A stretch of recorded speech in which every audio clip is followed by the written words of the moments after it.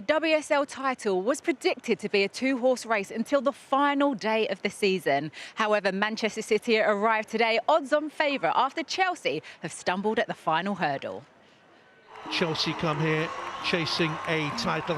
It's a game Chelsea must win this. This corner kick right goes near post. Eva Jones is there! 9 minutes gone. They must win and they're 1-0 up. Liverpool have pressed, they've looked good. And the equaliser! 6 minutes into the second half, and Sophie Roman half. Liverpool press in towards the net. It's gone in! What can Chelsea do? The title is slipping away from them now. 2-1 Liverpool, and here's Wrighton and finds Charles, and Chelsea push, and Chelsea push, and Chelsea score. 10 minutes to go, it's 2-2. That's a lovely ball forward as well for Leanne Kiernan. And Liverpool are ahead again with 9 minutes to go, 3-2. Goes beyond Fisk, lovely run this, danger, back to Macario. Is it in? Oh, is it? Sensationally, it's 3-3. In comes the corner kick here from Hobinger. Bonner! She's got another! And Chelsea's dream of another title is surely shattered. No, I think the title's done. I think, of course, mathematically it's not, but I think the title's done. Well, that result means that if Manchester City win their remaining two fixtures, they will be crowned WSL champions. Sounds simple, right? Well, almost. They've just got to get past third-place Arsenal first, who have beaten the Blues in their last two league meetings. Hold on tight, City fans. Today is a big one. Well, can Arsenal upset the apple cart, or will Manchester City move one step closer to lifting that WSL trophy? It's Manchester City taking on Arsenal, and kickoff is in 20 minutes' time. Well, on a day when the WSL title could be decided, I needed two people who have been there, done that, and got the T-shirt. It is, of course, Farrah Williams and Ellen White. Farrah, well, that escalated quickly. I think just last month we were talking about Chelsea on for the quadruple, and now they could potentially end the season trophyless. What has gone wrong? I wish I could tell you. I wish I could put my finger on what's actually gone wrong at the club. You know, maybe the announcement of Emma Hayes leaving could be a reasoning, but the Conti Cup final, I think it all started there. I think that defeat to Arsenal, and then it was just a downward spiral. They had an international break between that, so there wasn't time to get back together after a defeat, which we all like to do, and then fix it. They had an international break. They come straight back into an away fixture at Man United in the semi-final, in which they dominated that game and were unlucky not to go through. But then a double-header against Barcelona, and as you mentioned there, pretty much within a matter of weeks, Alex, the season was done for them, and it looks that way. And you know, we've got Manchester City, Arsenal here today, and the form that Manchester City in, I can't see them slipping up between now and the end of the season, which is only 2 games' time. Only 2 games. Well, Ellen, they have always been the bridesmaid, Manchester City. Since 2016? They've been runners-up 5 times, but now 2 games away. They've just been so consistent, haven't they, this season? And I think they're the top goal scorers with 58. They've only conceded 12, so defensively they've been completely solid as well. And I think they got criticised a lot last season, obviously being 4th. And they added Jill Roord, so you can see with the squad they've kept it for 2 years. So those connections and relationships they've really built this season. And you can see the culture, the team togetherness, and you can just see it throughout this whole season, what this city has done, this team's done, and deserved winners, I think, over the whole season. Yeah, you can definitely see the improvement from last season.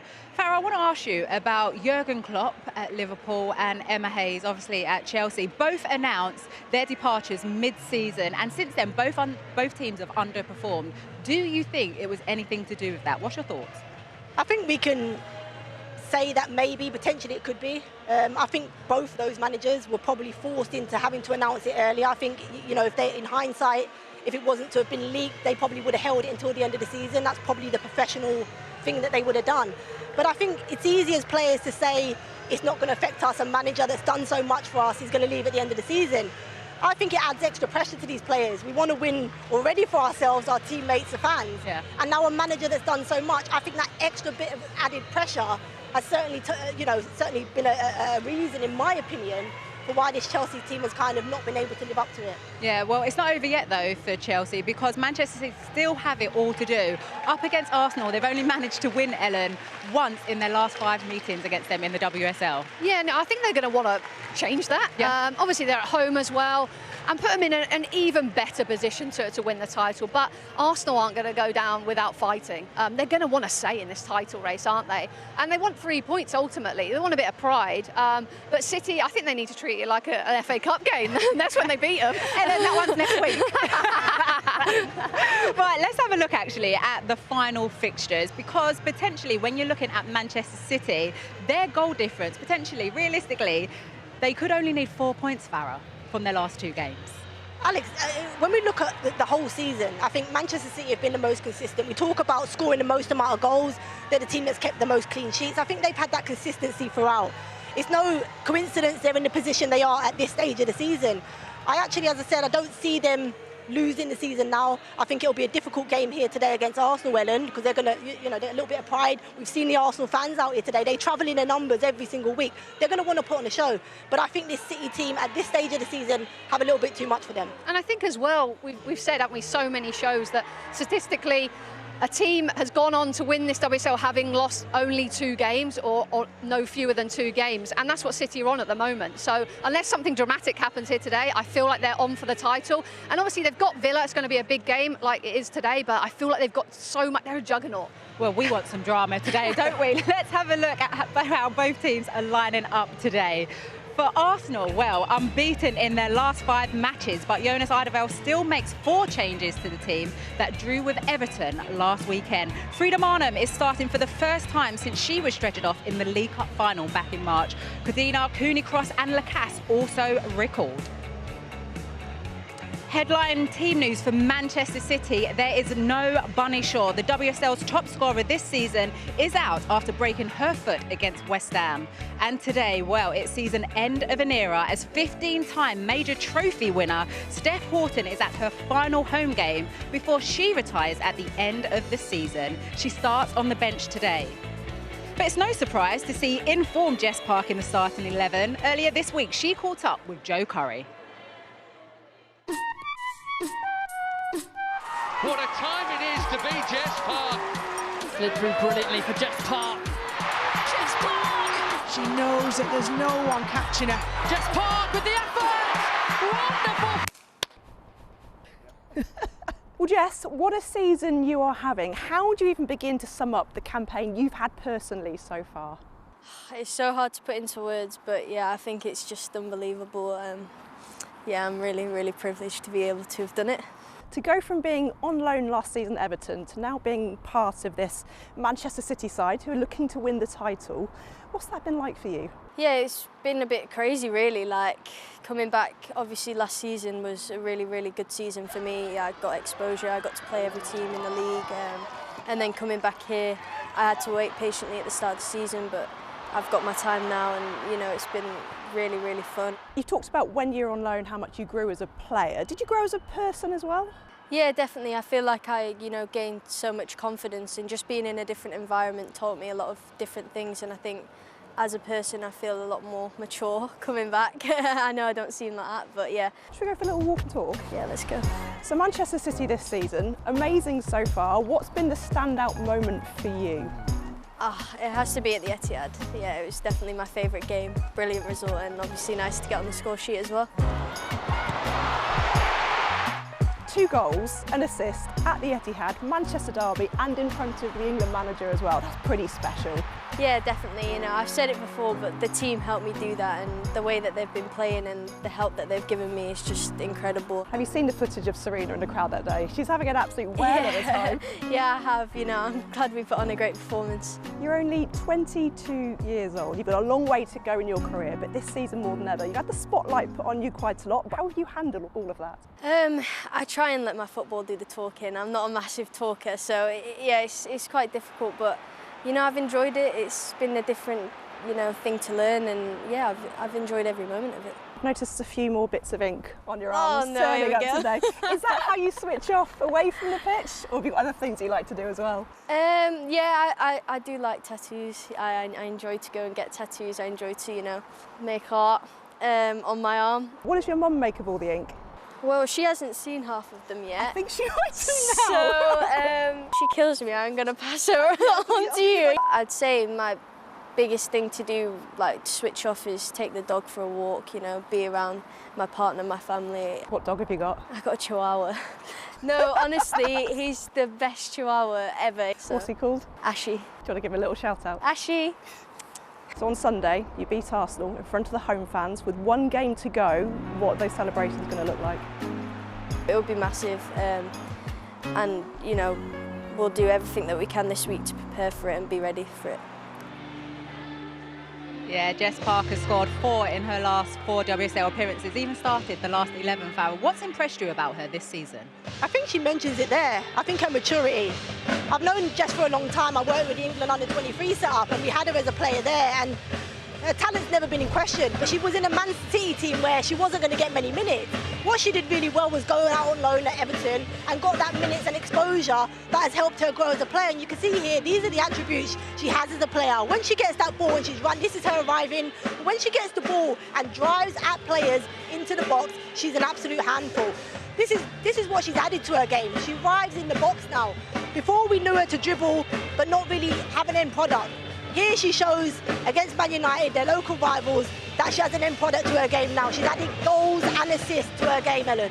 Yeah, and I think the second goal in particular that I really like from her, she obviously is part of the corner, but she carries on her run into the box. And she's not happy with just that little pass. She wants to get in there amongst it. And then also that finish, that run just off the back shoulder. And these were a 1 and 2 goals for the WSL that she's ever scored. So I feel like she's grown and grown and grown and just developed her game, especially in that number 10 role. Yeah, there were a lot of celebrations actually this week, weren't there? The Football Writers Awards, and the top prize for Women's Footballer of the Year went to Manchester City's Bunny Shaw. I suppose when you look at the season that she has, Ellen, fully deserved? Yeah, she's been all right, hasn't she? Average. No, she's been so prolific this season. Yeah, she's just been unbelievable, and I just think she's just added a 10-20% to her game and just so clinical for the City team. I think you said it there, she's clinical. She's been the most consistent player across the whole season. I think she's the reason why we're here today with Manchester City being in the position they're in, Alex. Well, she scored a lot of goals, definitely the top scorer, 22 goals. Lauren James second, Alex Greenwood repping the defenders in third, just had to throw that one in there. Someone who has really had to now kind of own that pressure and step into that role, Mary Fowler for Manchester City. I know you're a big fan of her, Ellen. Yeah, I'm a really big fan, and I think she's had to be really patient this season. You know, she's played midfield, out wide, even a false 9, but she just picks up the ball and she's really good at driving with the ball and making things happen. A lovely assist here for Jess Park, but I just feel like in particular against Bristol last week, it was just a little bit of magic, a lovely pocket of space, great turn, and she's driving, she wants to make things happen, and this is an unbelievable strike from her.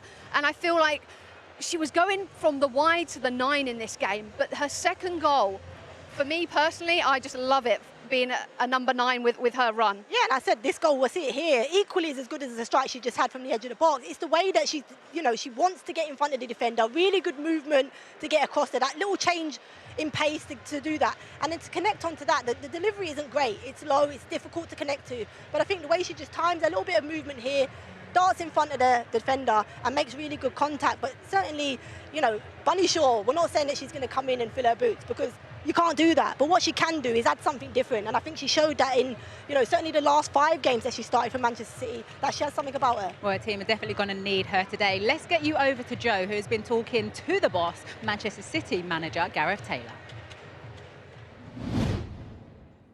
Well, Gareth, it was very kind of you to roll the sunshine out for us, but in terms of team news, one change, Casper I replaces Kennedy. Was that quite a tight decision?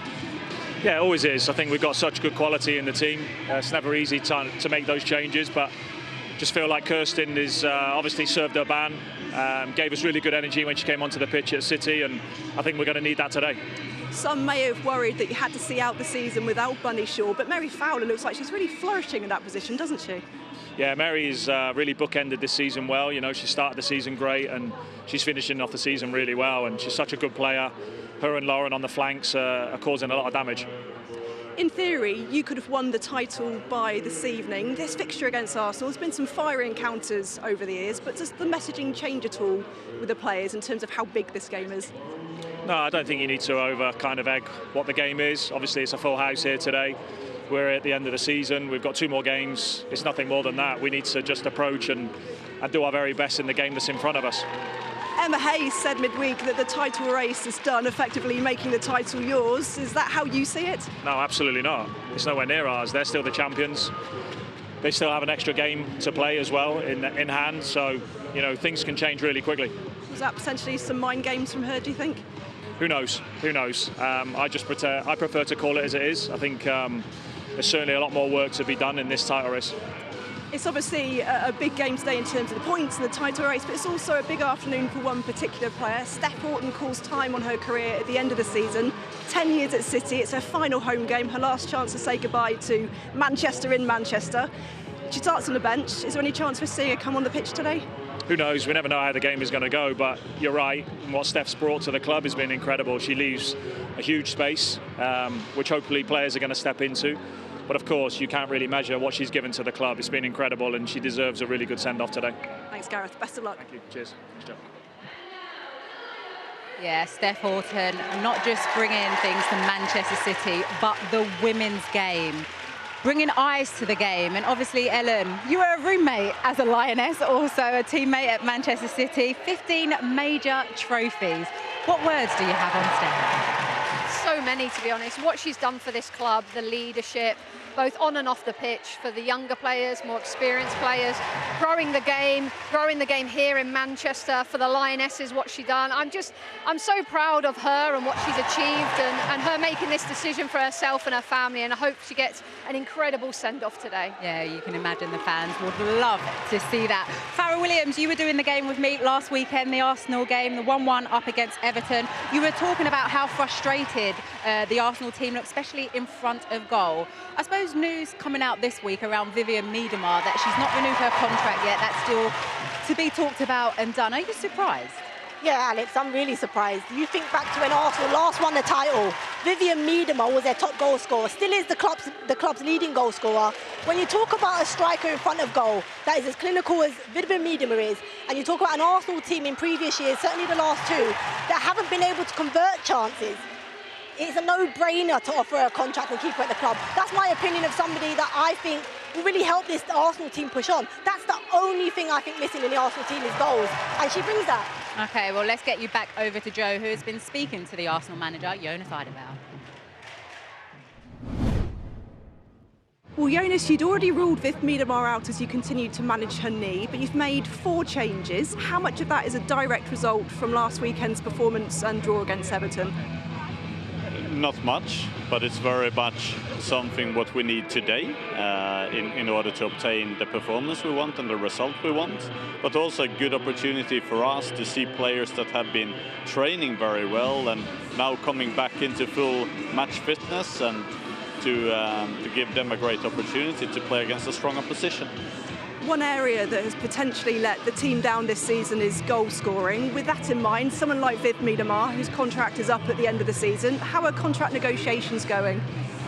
Yeah, I mean, it's been definitely so that our effectiveness has not been good enough in both the penalty areas. That's an easy conclusion for us to draw this season, and we have paid the price with that, with our results. When it then comes to contract negotiations, like I said before, when we have something to concrete to communicate, we will, both regarding Miedema but also with other players that have contracts that are expiring. Does she want to stay? Like I said before, when we have something concrete to communicate, we will do that, and that goes for all parts of it. The title may be out of Arsenal's reach this season, but second place is still within your grasp. How important is it that you potentially now finish ahead of Chelsea in that second spot? Like I said before, we need to focus on doing our part. We knew some time ago that the title chance was very slim, but we could do what we could do in order to try and push it as long as possible. Now we need to do the same with the second place, and we're very much reliant on other teams' results in order to be able to do it. But first and foremost, we have a really big challenge ahead of us today. But what I think it's interesting in a context is saying, if we should have any chance of getting to second, we need to win today. So for us, 1 point is not worth anything from a league table position. So coming here at a challenging place, still 1 point doesn't give it for us. So if we have a draw result here, we need to push for a win all the way. Well, look, the sun is shining. Enjoy every minute of it, Jonas. Thank you. Well, Farrah Williams is loving the sunshine today, I can tell you that. But Farrah, are you surprised Arsenal making 4 changes today? A little bit surprised, Alex, but they were a little bit flat last weekend against Everton away. The biggest surprise of the players that have come out of the team is Kim Little, because she is, for me, the driving force in this Arsenal team. When you think about somebody that's in that midfield area, dictates play, needs to take the game by the scruff of the neck, she's the player that can do that. So that's a little bit of a surprise. Maybe she needs a rest, Alex, because she's carried this Arsenal team most of the season, let's be honest. Helen, a quick one on Manchester City and what those players will be feeling right now. Yeah, obviously they understand the pressure, but I think they know what to do. They've got to get 3 points, and obviously what I always say, Alex, they've got to score goals to win the game. We want goals. Okay, it's time to get you up to our commentary team. They are reunited and it feels so good. Robin Cowan is alongside Rachel Brown-Finnis. Thank you very much, Alex. Took the words right out of my mouth. Good afternoon, everyone.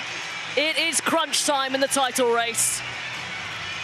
It is Manchester City who are in the driving seat. 4 points from their final 2 games would seal the WSL title, just the second in their history. Any sort of slip-up, though, and Chelsea will be back in the conversation. Belief, character, and quality required for City this afternoon, but most importantly, no matter how it comes, a win.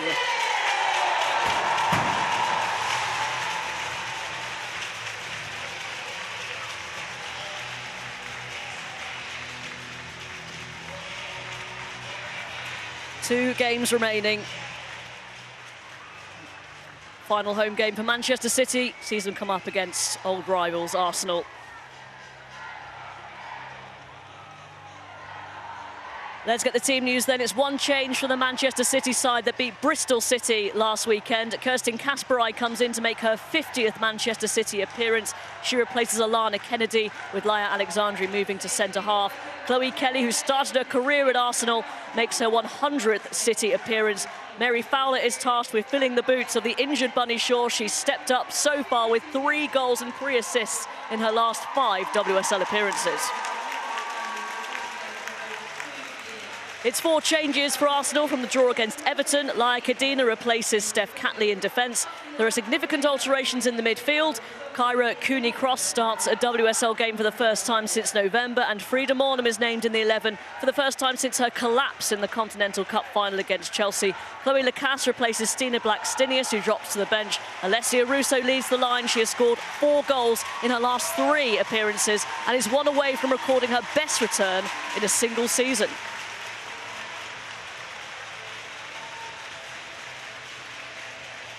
Gareth Taylor, who's collected the Continental Cup and the FA Cup, hoping to add the WSL title to his career as Manchester City coach.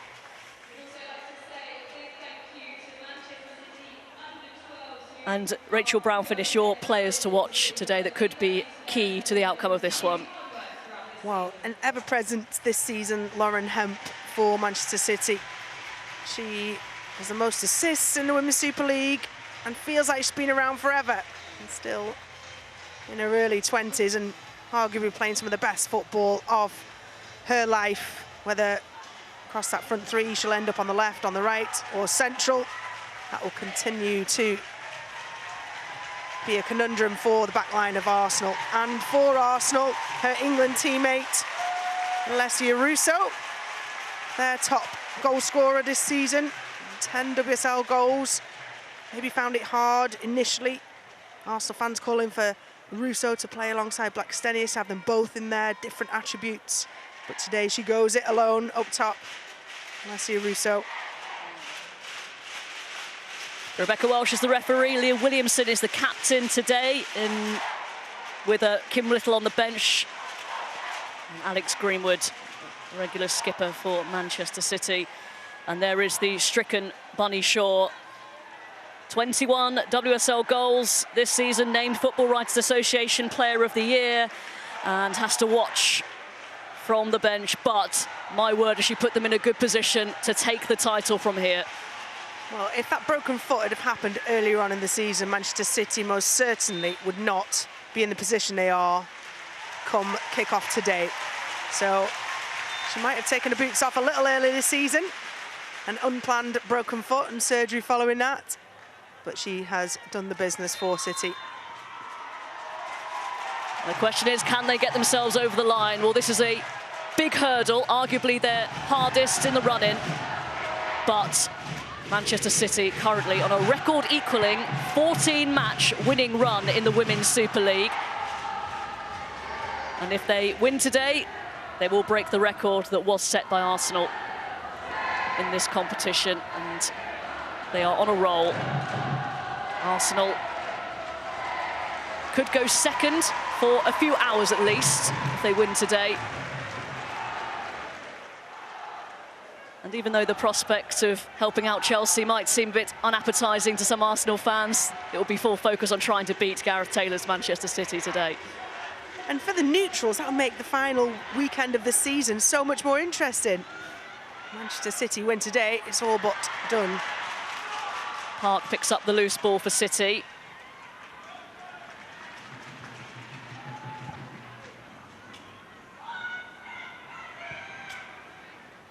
There's Wahhabi, scored after 23 seconds in the last home game. That at least has elapsed.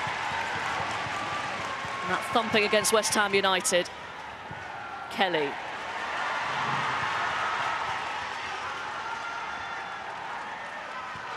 Hemp accelerating, and deflection takes it into the arms of Zinsberger. Manchester City started exactly like this against West Ham. On the front foot, full possession, sharp passes, real intensity and speed to their movement. West Ham collapsed. So far, Arsenal have dealt with it.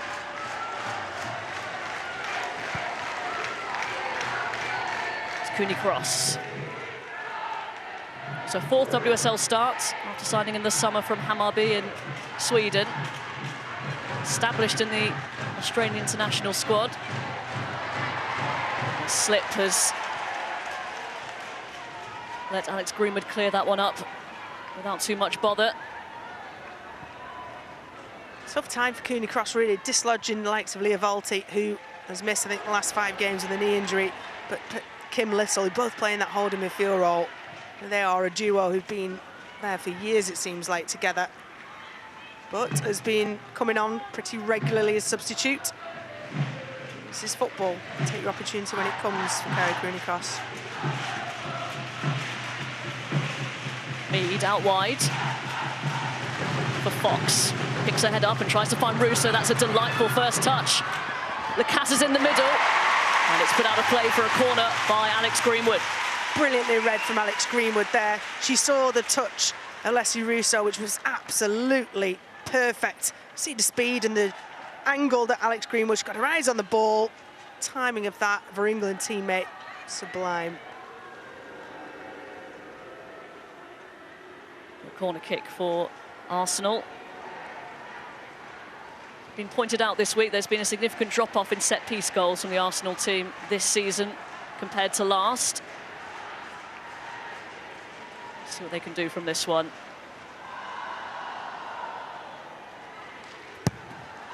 McCabe delivers. Big header from Greenwood. Hasegawa. That is kept in by Laura Coombs. City on the charge, teammates now joining her.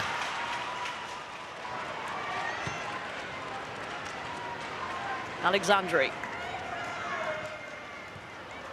Now Kelly.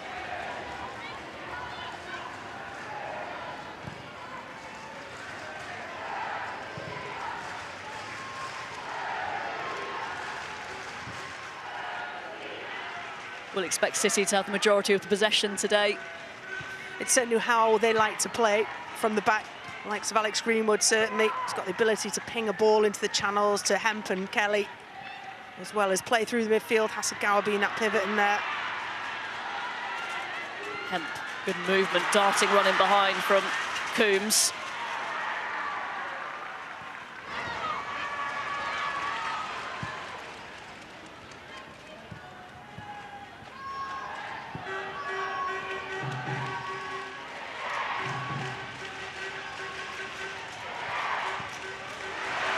Really good 1-2, and Hemp is in behind. Park wants it. Fowler! That was Layla Wahhabi, who was coming onto that late. Scuffed worth the effort in the end, but that was a big chance for Manchester City. It should have been the opener, and this is exactly how City love to play, a 1-2, and not a hopeful first-time ball from Lauren Hemp. Looks for the cutback, looks for the precision pass. She puts it on a plate for Wahhabi, who just scuffs the ball, just drags it into the ground. It actually takes a deflection off the Arsenal defender, and should have been a corner, but didn't make that connection with it, Wahhabi. But this is exactly how they like to play, probing, 1-2s down the channels. Lauren Hemp drive towards the byline and find a perfect cutback. Steph Horton, for the final time, at home at least, in attendance as a player here at the Joy Stadium, where she's been so successful. Words can't really do it justice. She's been a wonderful servant to the game, to Manchester City, to England.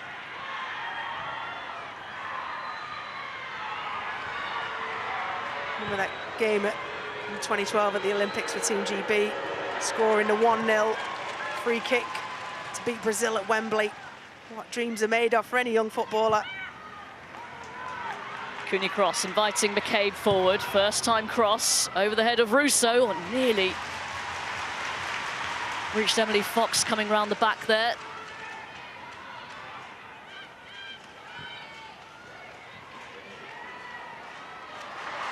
Coombs and Hemp combining well again.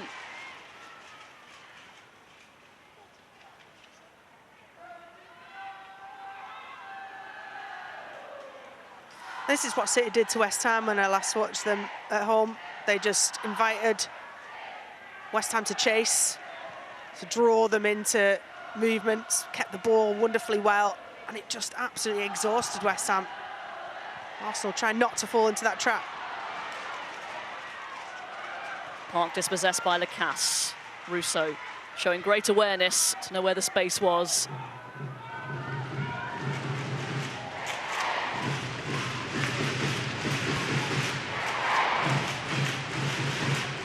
Manchester City don't concede many, they don't even give up too many chances, so when they come, Arsenal are going to have to be clinical. Something, again, that has not been their best quality this season.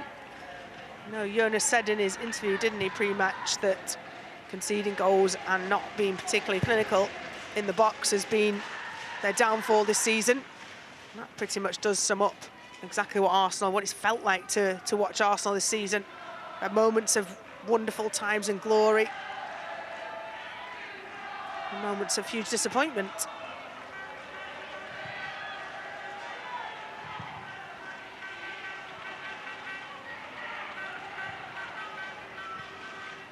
It has actually been their away form that's somewhat let them down, in particular. Defeats to Spurs, West Ham United and Chelsea.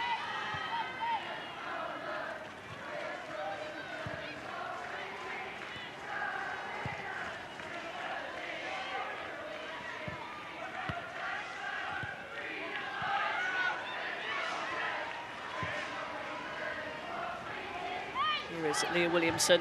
Came off a half-time against Everton, but 8th start in a row. And that was ambitious, even by Hemp's standards. Yeah, and pretty heavily strapped as well, Leah Williamson, on that knee.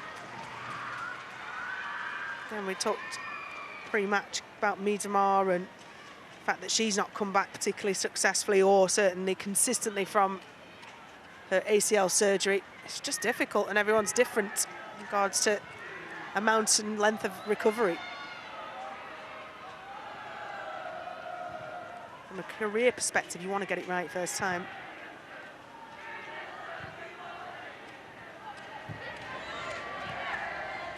Cooney cross, picked up some good positions so far. Lacasse.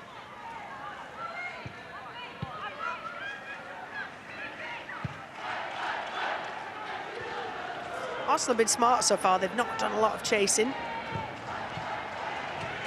Generally, they've been tidy when they have won it back.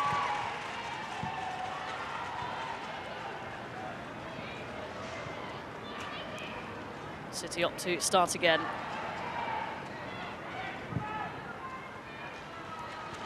Kasparai to Fowler, pulling out wide. Rotating positions with Chloe Kelly, who's now furthest forward.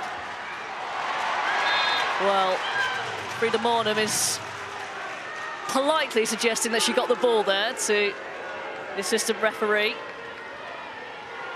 Well, it's brilliant tracking back from Mornham. It's a good centre-forwards tackle in their eyes. When it comes from a legislation point of view, she does get the ball, but she gets Jess Park first. And, you know, as a goalkeeper, when my centre-forwards or my attackers were herring back to lunge and make a tackle, I'd be shouting, stay on your feet. You don't want to give up free kicks from this sort of territory. Albeit Bunny Shaw, the main target player, is not in there for City.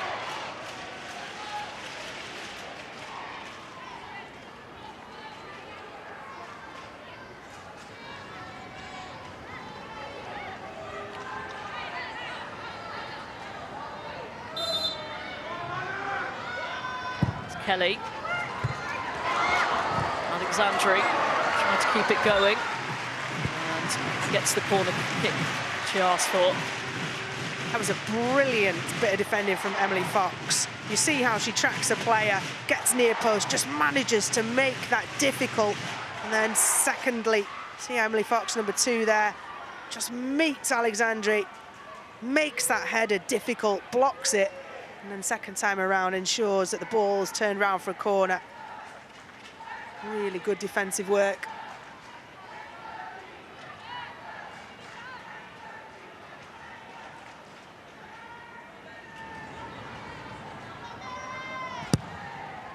Fowler's corner, driven towards the back post, won by Greenwood, flicked towards goal, claimed by Zingsberger. The flag was up anyway.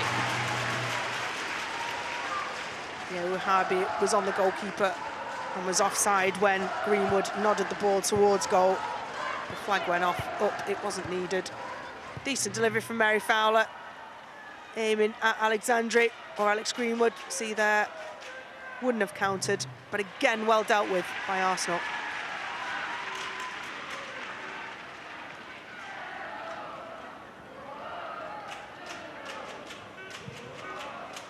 Williamson floats one over the top. Here's Russo. That's a good ball into the path of Palova. It's Mead, beaten away. Well, that was Mornham with the effort. Oh, it's a bit of a mess here for Manchester City.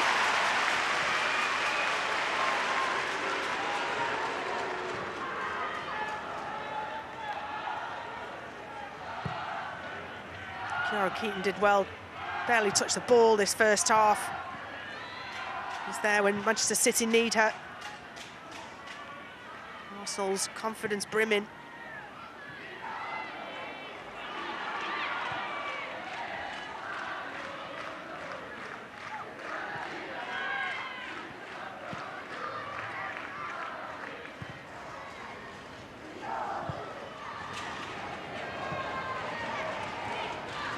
That was a chance, and Mornham can strike them. Over the top for Fox. Flag stays down. Just overcooked the cross a little.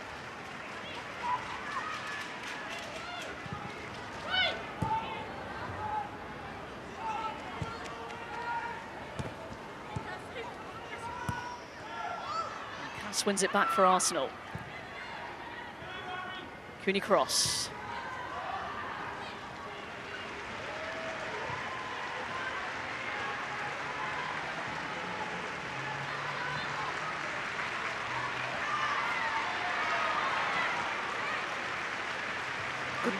Sorry. You'll be able to hear applause from the Arsenal fans. 14th minute in tribute to young 14-year-old Daniel Angerin. Tragically lost his life last week. Big Arsenal fan. Thoughts with his friends and family. It's an unbearably difficult time.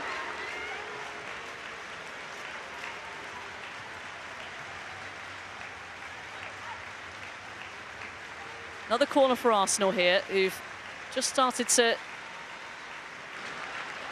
up the pressure a little bit. It's a looping one.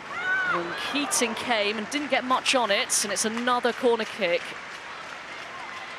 Yeah, difficult one for Kiara Keating. The corner came from really good pressure. Beth Mead forcing an error on Alex Greenwood. And this one, looping, swerving, the sunshine in Kiara Keating's eyes. She gets stuck under it and can't get much jumps, can't get much airtime at all, loses momentum.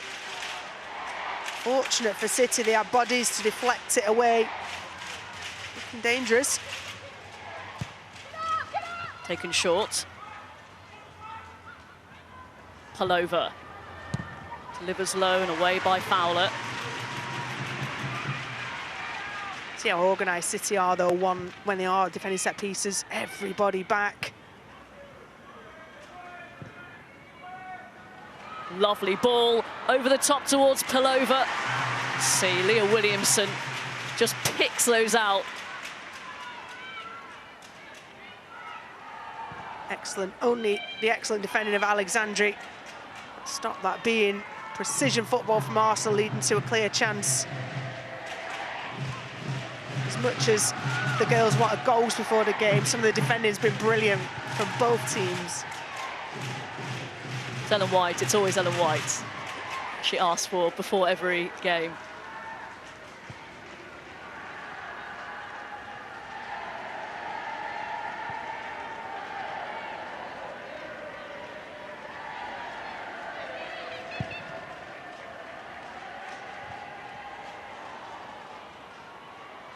Hemp picks it up. Spots Fowler. Takes it beautifully. Curls it towards the back post. Good defensive header from Fox. It's Hemp!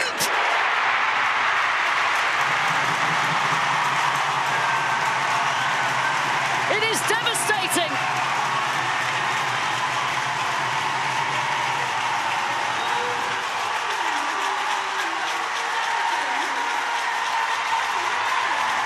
And it is the captain, Steph Horton, who is at the centre of the celebrations on her final home game as a City player.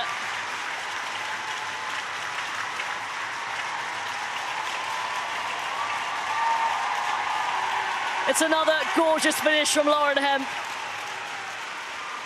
who has her 10th WSL goal of the season. Well, it's that front three again, isn't it? Lovely. Mary Fowler cuts it onto her left foot, loop towards Hemp. It's cut back, and it's just classic Lauren Hemp from that position there. How many times do we see her have quick feet, quick thinking, sharp touch, little yard of space, and then it's just an electric, sharp finish. Razor sharp across the goalkeeper, side netting. And this is just what City do. Wonderful finish over the outstretched leg of Leah Williamson. You can see Mornham get sold the other way.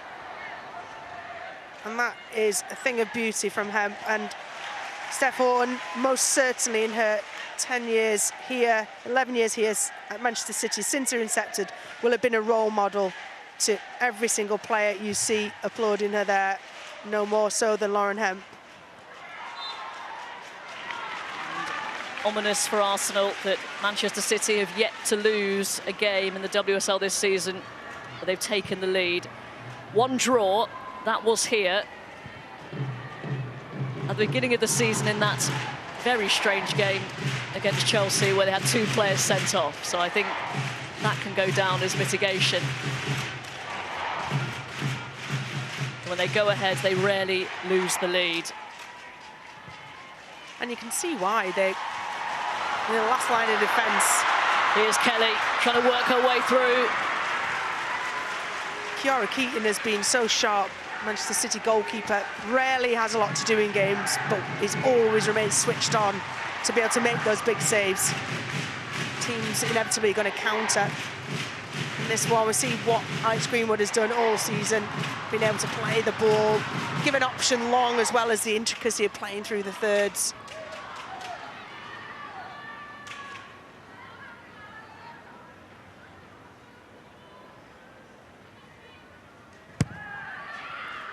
Fowler once again, coming in round the back.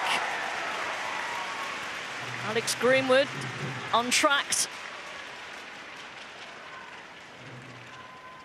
she'll be gutted with that one, because lovely bit of movement, checks where a player is, and I think just gets up a little bit too late.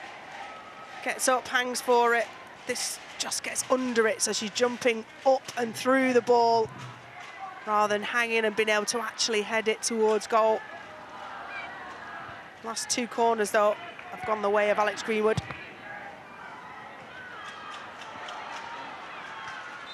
And the flag is up against Frida Mornham.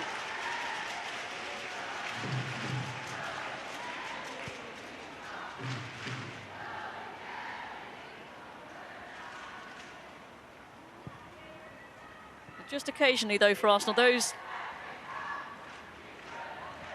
little balls over the top have created some trouble for Manchester City.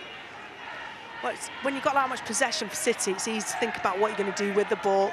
And as defenders, you've always got to, certainly more so than anyone, you've got to ensure you never switch off from what you're doing without the ball. You're in the right position, tracking runners as a unit individually. And you've got the firepower of Russo and Mornham and Beth Mead, particularly. The Castles look sharp early on in this game.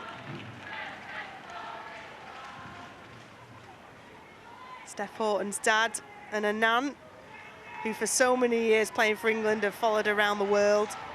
Lovely to see them. I had a chat with Steve and her husband as well before the game. So all our top fans through the years most certainly are here.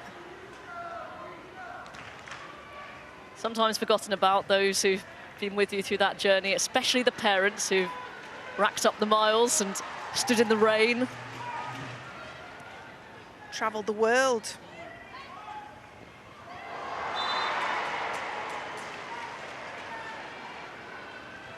Foul by Kelly on McCabe.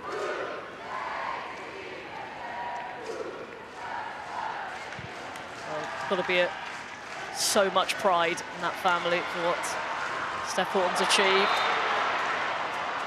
Beth Mead, a little bit physical, pleading her case.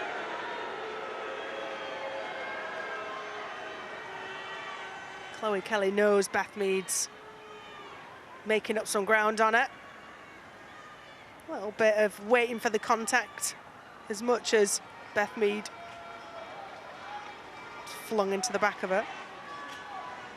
Slightly awkward landing on top of the ball as well.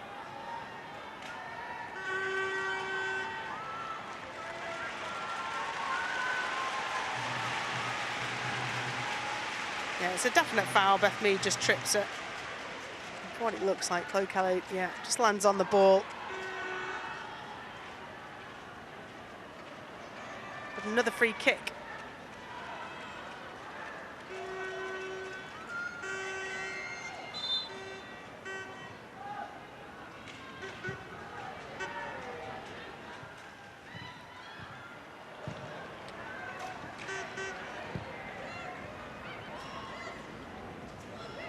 Cooney cross.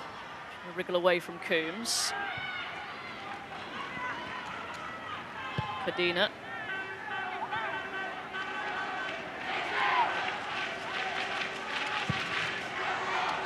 Williamson with the long diagonal.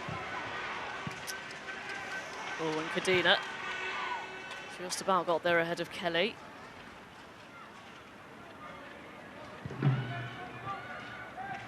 Mead.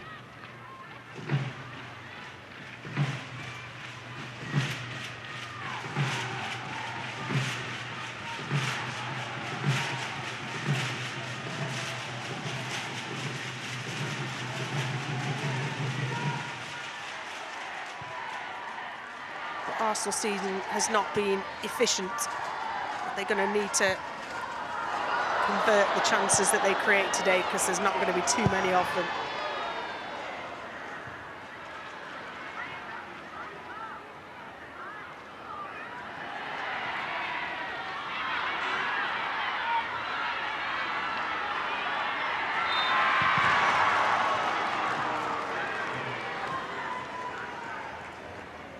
Well, not so long before Manchester City took the lead, Arsenal had a big chance of their own. Lovely bit of feet from Kyra. Cooney cross there. Mornham, this is the one that I was talking about. Kiara Keating staying alive, staying alert. Lovely little slip through from Palova to Leonardson Mornham. Good distance down the line for Kiara Keating. Makes the goal look pretty small from that angle. And for her, that's a pretty textbook standard save.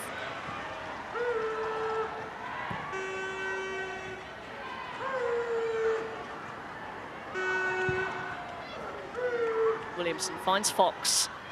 A high starting position for the fullback. Palova slips it through, but the flag is up.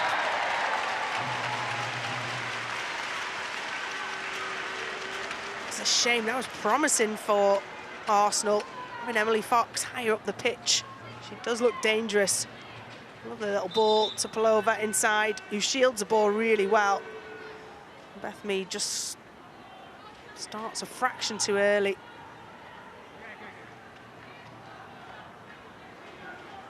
Nine clean sheets this season on course for the Golden Glove. Not bad, 19-year-old in her first full season as #1.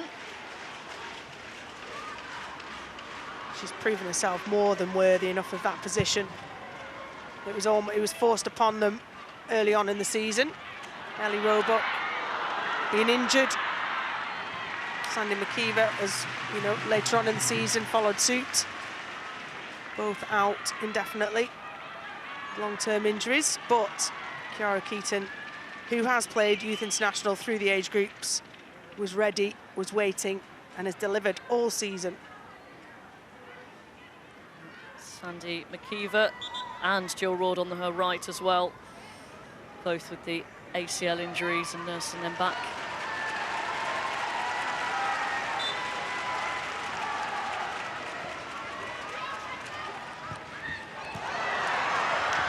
Kelly finds space to deliver the cross. Williamson's clearance picked up by Hemp. Wahhabi.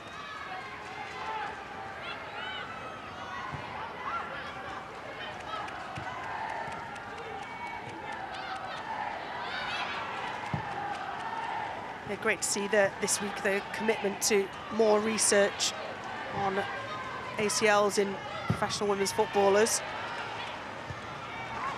Better late than never.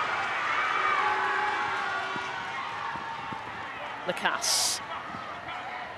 Well, didn't have too many options and eventually dispossessed by Fowler.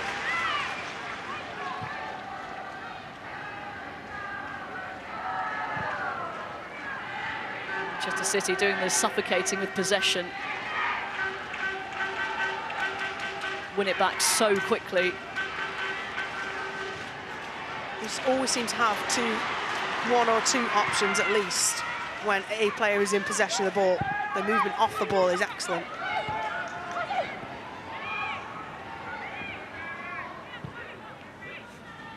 Hasegawa.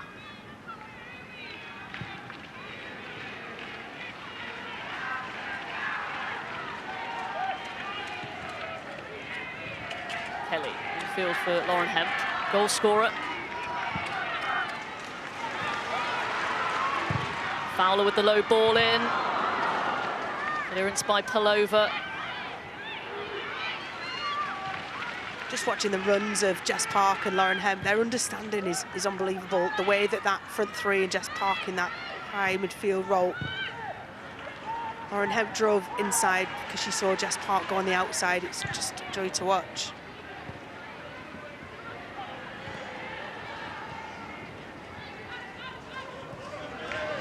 Fowler.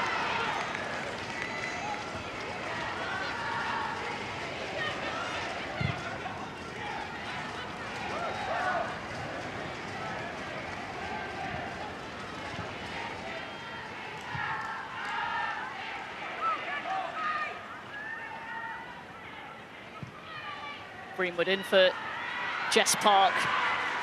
Receives and plays in Fowler, trying to cut back onto that left foot.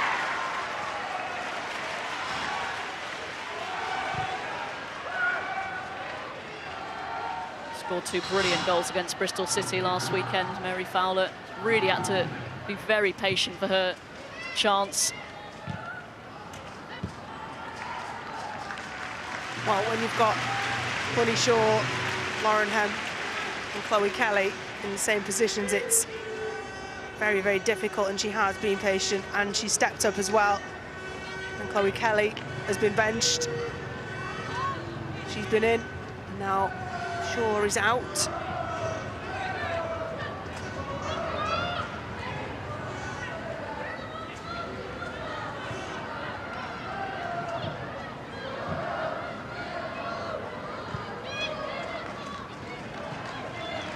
Hasegawa. Flag is up against Kelly. That did look like a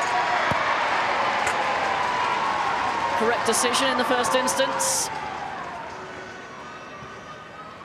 Again, the timing of it just didn't need to go that fraction early. The way that City played through the middle there was far too easy, by the way. Alex Greenwood got on the ball, let Arsenal player run to it, drew the defender, played it out. Jolien Lescott there, Manchester City ambassador. Need to support women's team. Could be a double for the club. Could well be. Arsenal men hope to have something to say about that. But like the team that are chasing Manchester City women, it is out of their hands. Chelsea with the chaotic defeat to Liverpool in midweek. And actually, the title could be, in theory, decided today. If Manchester City go on to win this and Chelsea drop any points against Bristol City later on, and their kick-off at 6:45, and the title will be Manchester City with just one round of fixtures to go. And Chelsea do have the game in hand. They have to win all of them, but they also have to hope that Manchester City slip up somewhere. City fully deserve to be in this position, and Chelsea, you know, have kind of flattered to deceive on some occasions. This towards the business end of the season, Gareth Taylor's team have had the sole focus of the Women's Super League. They've not had European football, which something, of course, they would have liked. Chelsea have, and they just seem to have fallen away, run out of petrol at the end of the season, Chelsea. Cass with the missed kick, and then a missed time challenge on Fowler. Yeah, pretty simple one there for the referee. Fowler's that burst of speed, gets away from Lacasse, who's done mostly chasing. Lacasse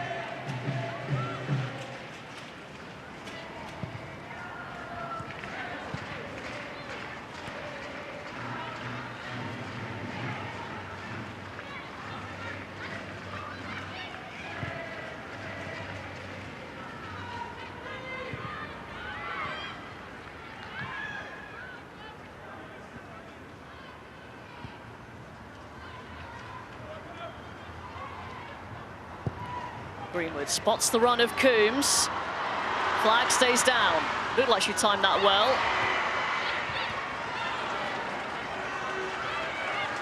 Arsenal do just enough, although City win it back with Kelly. Deflection took the sting out of the shot.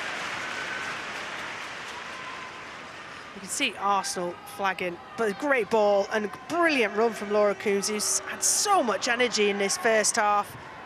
How dynamic she is in that run. It's just that touch, isn't it, back into towards the midfield that takes it away. Just so when Zinsberger got the ball, just so backs, the Arsenal backs, nobody wanted the ball. You're feeling the pace of it. Be watching this one. Mornham with an eagle eye. Frida Mornham up, but went down, and of course we were on high alert because of what happened in the Continental Cup final. Of course she's been past fit, all the tests have been done. I think it's just a twisted ankle, it seems. We need to maybe all calm down a little bit. I just see it running out of our screen at that point there, just pushes off on a left foot. Felt some discomfort.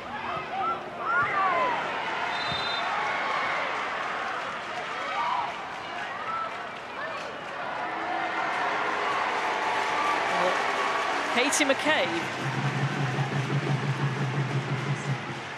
is fouled. And it's a yellow card. For Coombs, I think, was the offender. Katie McCabe was saying studs are up though, ref. It's just so unusual to see a yellow card brandished in the vicinity of Katie McCabe, and it's not for her. She's had 8 this season. So Laura Coombs in the book. McCabe not very impressed with that challenge.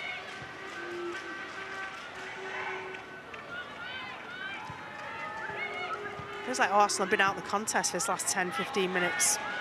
It's flat, giving balls away, possession away. It's hard enough to win it back. Take care with it, not offering anything up top. With 10 minutes left in this half. Only currently see City adding to it.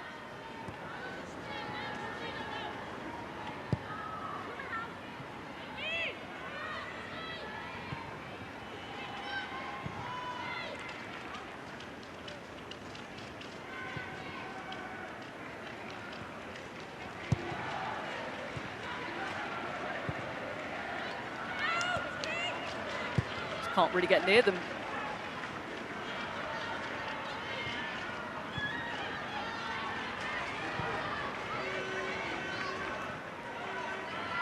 Coombs helps it on to Fowler, and Kasparais continues her run.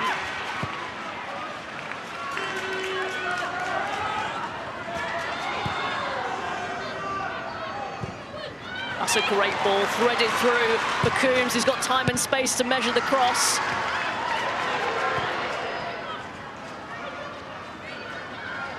Hemp.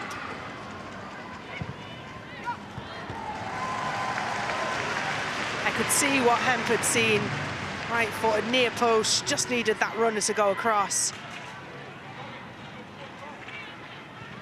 And make contact to cause a problem for Zinsberger.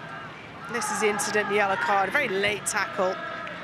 Not endangering a player, so yellow, yes, for lateness.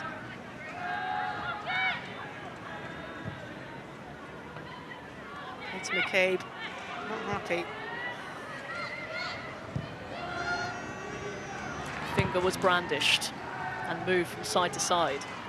Serious business.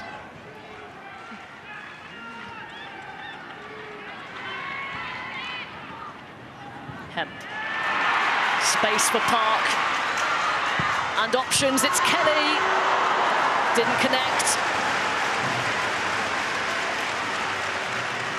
Beautiful goal that would have been, just didn't have the incisive finish. The 1-2 from Lauren Hemp. It's Jess Park, puts it exactly where Chloe Kelly needs it. If anything, just fractionally behind her, has to stall her run. Chloe Kelly would have expected better from herself. Russo rolls away from the challenge, tries to pick out the Cass, but Alex Greenwood too clever. The Cass has done well with that. Trying to win it back again. Greenwood comes out on top.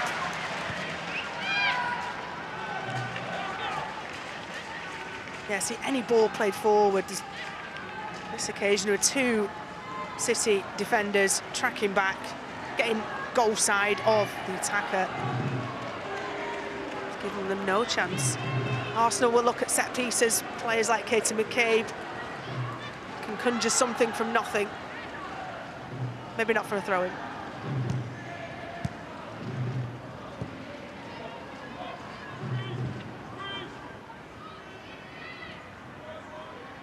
Williamson picks her head up. Finds McCabe. Palova.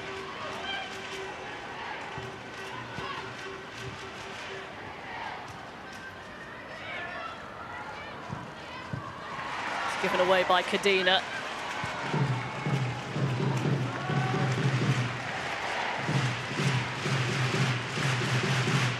More potential from Arsenal breaks down.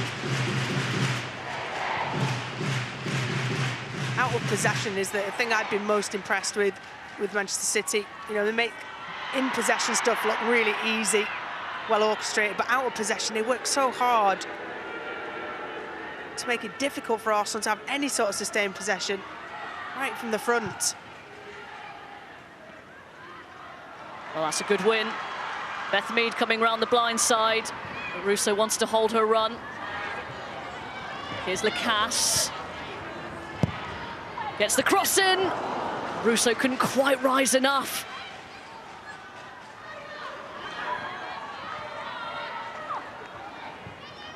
Seemed a really well picked out ball. Russo got between the two defenders. Said there's not going to be too many chances for Arsenal to be sharp.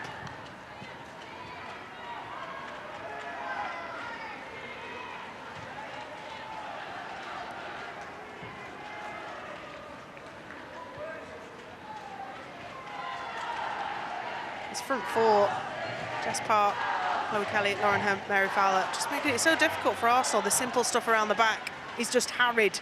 Laura Coombs coming into it.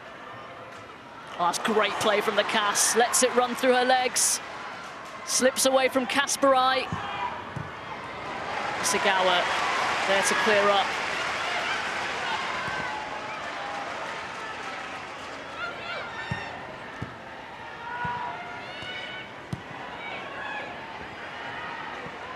And Hasagawa so elusive. Sorry, Robin, just saying how she has helped develop this whole Manchester City team. When Kira Walsh left and played that holding midfield role for so long, it was like the whole system was going to have to be redeveloped. Well, Hasagawa has sat in and played a very much under the radar sort of role.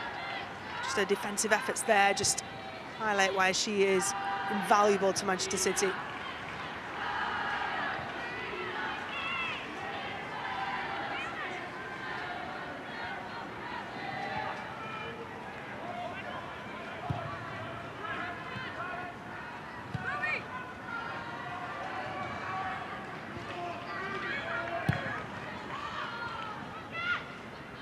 Over.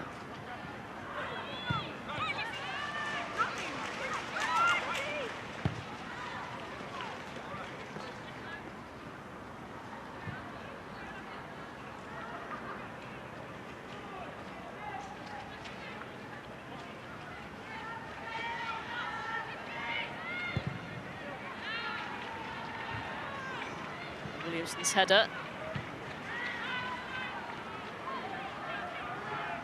Nearly retrieving a good position by Park.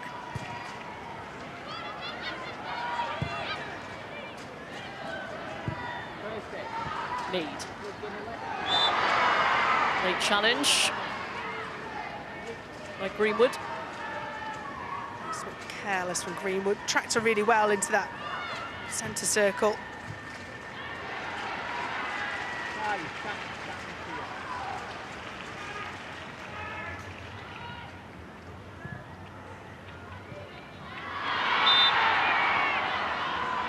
Kelly.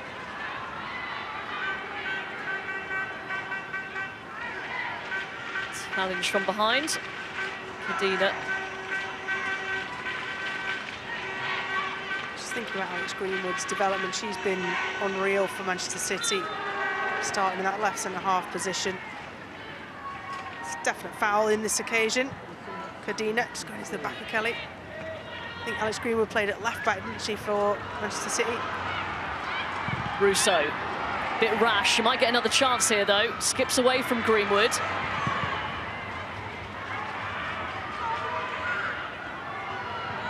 Fox plays it back for Cooney Cross. Cross is deflected away. It's claimed by Keating. Arsenal, at one point there, were outnumbering City, and they could have perhaps been a bit more careful with what they wanted to do with the ball.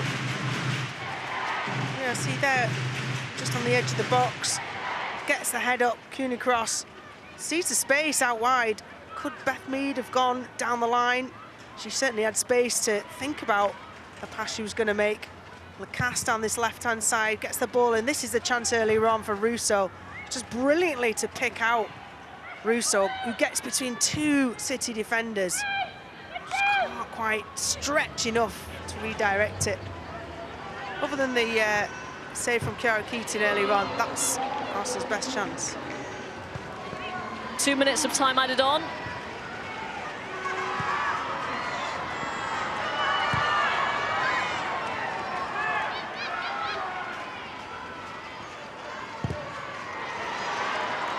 City pressing high, but Arsenal managed to work their way out. And space here for Beth Mead. Couple in the middle to pick out towards Russo. Alexandri first to it, corner kick. It's a rallying cry, isn't it, for Arsenal? Minute and a half left. Finds that space down the channel. Good ball in from Beth Mead. Can see she was aiming for near post Russo. But Alexandri did really well to get goal side ahead. Read that play excellently.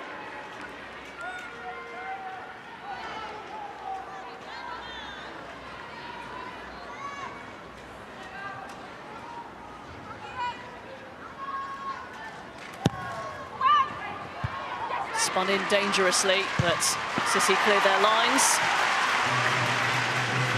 It's the final minute of stoppage time.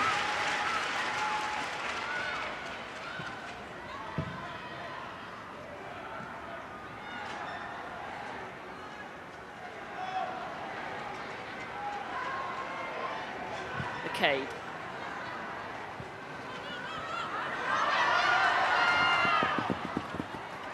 Pull over.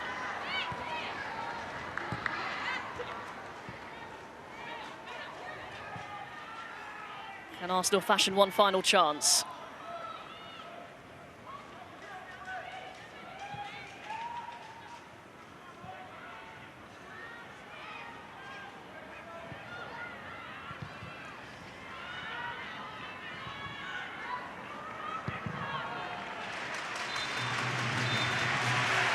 Or half-time.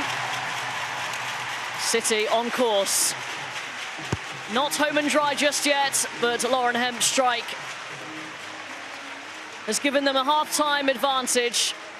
And overall, Rachel, they've been in control. City have been so slick this first half. They've been excellent. Their style of play has been wonderful. You see how they're going to build up goals, create, whether it's from the back through the thirds. The endless, tireless work out of possession as well has been absolutely brilliant to watch. And that's why Manchester City are going for the WSL title today. Arsenal, on the other hand, look a little broken. They don't look particularly synchronised in how they're building up. It looks like they get back into it more by luck than world-class manufacturing. City been the better side and going the leaders. 45 minutes still remaining, but Manchester City in front. A crucial lead at the break. They need Arsenal by 1-0.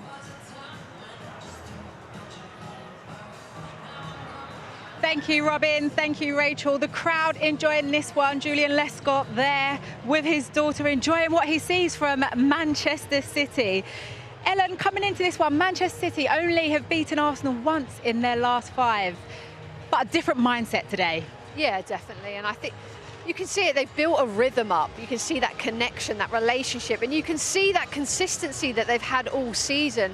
I've really enjoyed the way they've been playing. They've been really patient, and I've really liked Alex Greenwood kind of taking putting a foot on the ball, kind of observing, kind of seeing, you know, that movement in front, and you can see all the City players are just constantly moving, constantly given an option. Lovely runs beyond as well, and that connection from the front three of Kelly, Hemp, and also Park. It's been really exciting to watch that whole front three, and Coombs as well. Yeah, Fowler, sorry. Yeah, my opinion of the two teams, it looks like one team has an identity and the other team doesn't. Manchester City being the team that's got the identity, they have a clear game plan. They know what they have to do and how they can affect this Arsenal team. And Arsenal team don't seem to have a game plan to counteract that. And I think that's been the difference between the two halves. And Manchester City have shown much better quality in possession. Yeah, well, it's all about winning today for Manchester City and getting on the score sheet within the first 20 minutes, Ellen. Yeah, and I really like the build-up for this goal. It comes from back to front, and the movement, the seconds, just that relationship as well. And this ball from Hemp to Fowler was lovely. Beautiful touch, gets it on her left foot, tries to whip in a lovely ball, but they're straight there for that second ball, in and around each other. And that touch from Lauren Hemp in the box is unbelievable. No one's going to stop that. But yeah, I just really like the connections that they're building throughout this team. I think the fact you think about it, was obviously a long ball. The second ball drops to Lauren Hemp, and she starts the attack there on the edge of the box and puts it out wide to Fowler, but then doesn't just admire her pass, gets herself into the box in a really good position, takes it really well. And just once Lauren Hemp's on the half turn, Alex, there's only one thing happening, and it's the ball in the back of the net, and she finishes beautifully well. And a beautiful celebration there with Steph Houghton, as we mentioned before the game. You know, it's their last home game for City. Yeah, and Hemp's 11th goal of the season, and just having signed a new 3-year contract for Manchester City. We spoke about Bunny Shaw coming into this one, Farah, and how big a miss she would be. But actually, you've been impressed with Lauren Coombs and the positioning that she's done in this first half. Most definitely. I think they've had to change the way they play. We're so used to seeing Manchester City play a certain way. But you see here, Laura Coombs has stretched the game time after time and really affected that Arsenal backline. This is just one example of her getting beyond the backline. Wasn't the greatest of touches, but her timing to beat this Arsenal backline when you've got a player like Alex Greenwood who can deliver those types of passes is phenomenal. But she's been a threat throughout. I think the movement that she's doing from those deeper midfield positions in advance then allows the likes of Fowler, Kelly and Hemp to get in the pockets and be effective with the ball behind. And Farah, here's a player in Laura Coombs that's had a different story to most in terms of waiting for those chances, especially England as well at Manchester City, but she's showing her experience out there today. Experience is exactly that, Alex. I think, you know, when it comes to these pressured games, big moments, big players, been there and done it. She's been at some big clubs. She's been at the likes, as you mentioned, Arsenal and Liverpool and Manchester City, and probably hasn't played as much here as she would have liked in the early days. Got a late England call up at the age of 30, well, plus 30, which is quite late in your career. But she's definitely showing that experience and the qualities that she possesses. One thing that's good about Laura Coombs, she knows what she's good at, and she's demonstrating that here today. And she doesn't mind doing that off-the-ball running and the movement to allow teammates around her to express themselves. You need players like Laura in your team for sure, and she's been phenomenal this afternoon for City. Yeah, Manchester City, you would know, Ellen, in terms of game plans and patterns of play, they really look to build up, but they're creating a lot of chances also. Yeah, creating a lot of chances. And like you say, I think sometimes when we've seen a City team, they've been quite stagnant. They're not able to move, but I feel like they've been given a lot of freedom, especially this season in particular. This is a beautiful 1-2 from Hemp and Coombs, and I feel like Fox is having a terrible time that right-hand side. But what a great position, but then also that end product from Lauren Hemp to actually find Wuhabi there, and this is another big chance. Fox did a great in the box, but they've just been picking up lovely Fox in the box. They've just been picking up lovely position, runs off the ball, movement. It just seems to be clicking for Man City. And again, another chance for Chloe Kelly, and she probably should have connected a bit better there. And they're the types of running. It was Jess Park on that occasion, that last clip there, where we saw Jess Park's the one then stretching and cutting the ball back to Chloe Kelly. But they're the runs that are really hurting this Arsenal back line. And I think if City continue to do that, there'll be more goals on the score sheet for them. Farah, why are Arsenal struggling to deal with that then? To cope with it, I should say. It's difficult when you come up against play that's in front of you. For a team that is sitting off, which is Arsenal are trying to do, when you're sitting off and teams are in front of you, you're quite comfortable with that. Once teams start to stretch you and run beyond you and make you face your own goal, it becomes really difficult, especially when there's players dropping. So one's going long and one's dropping into pockets. It makes it really difficult. Communication has to be clear. You either track your run or you pass on. But it's got to be clear and it's got to be done really quickly. I'm not sure Arsenal, with 4 changes and the midfield area, the changes in there, especially not having Kim Little, has really affected that. But is it tough, actually, because still at 1-0, Arsenal do possess those people that can create chances, and Frida Marnham having a good chance? Yeah, Arsenal have the quality. This is the frustrating thing we speak about all the time with Arsenal. They have the quality within their team. You'll see here, when Arsenal actually have been direct, they've actually also hurt this Manchester City or made it difficult for Manchester City back line. It takes long to get into the box, but they do get it here. And I think this is a chance here, slides it in. And it's a really good stop at the keeper. But it's a good chance for Arsenal, probably the best chance of the half. I think she could do better. Maybe she could hit it more across goal, make the keeper do a bit more. She doesn't, but it's the biggest chance they've had of the half. Yeah, and I think they just need to be a little bit more patient. They've had options. It's just whether they're going to take those options and be clinical with those options. So I think, and Farah said at the top of the show as well, they're just not clinical enough this season, and it's showing today. Okay, well, someone who was cheering on the sidelines is Manchester City forward Jill Ward. She certainly liked that Lauren Hemp goal. She's with Joe Curry right now. Yes, Jill, you've been watching on from the sidelines. I know you'd much rather be playing, but because you did your ACL in January, but this week we saw you back running again. What's been the secret to getting you back on the pitch so quickly? I've been listening really well to my doctors, to my physios. It's been going really well. My knee is reacting really well on like jumping, running, so yeah, it's going really well. You were absolutely flying in Manchester City team when you did the injury in January. What's been the most frustrating thing about having to watch the second half of the season? Yeah, I think exactly that, not being able to play. Obviously the second half of the season is always like important games. You're going towards the end of the season, we're playing for the title, so it's frustrating to not be able to play those games, but I mean, it is what it is, and I'm happy my team is doing really well. Touched on there that Manchester City are looking to lift this title for the first time in 2016. What have you made of the second half of the season that they've had? I think we've been really consistent. We've been playing the way we play. We have not done anything different, but yeah, we've just been consistent. We've been focused on game by game, and yeah, it's paying off. I suspect you'll be a slightly happier Manchester City dressing room at half-time, but as well as the ACL club, the other club you belong to, as a player who's played for both of these teams, do you have fond memories with your time with Arsenal as well? Yeah, of course. Arsenal's an amazing club. I had a really good time there, and it's always nice to see them again and speak to them. Well, look, thank you so much for speaking to us, and we hope the rehab goes well and we see you back fully fit next season. We'll be fine, thank you. Well, just above Joe and Jill there. I'm surprised they could hear each other because this is Lizzie Taylor. They have a thing here at Manchester City, a battle of the bands. And Lizzie Taylor actually won the chance to play at half-time. And there she is, the crowd loving it. Even Farah giving us some moves here with some bops. Jill will talk about ACL. Project ACL was announced this week, Helen. I know you've been vocal about it. And it's about the WSL clubs now coming together for extensive research, pioneering research, to hopefully reduce the amount of ACL injuries within the women's game. It's a 3-year initiative, and it comes at a time when it's much needed. 100% much needed. And that funding and support, we've got FIFA Pro, the PFA, Nike, Sporting Leeds Beckett, all coming together who are big names to support this project.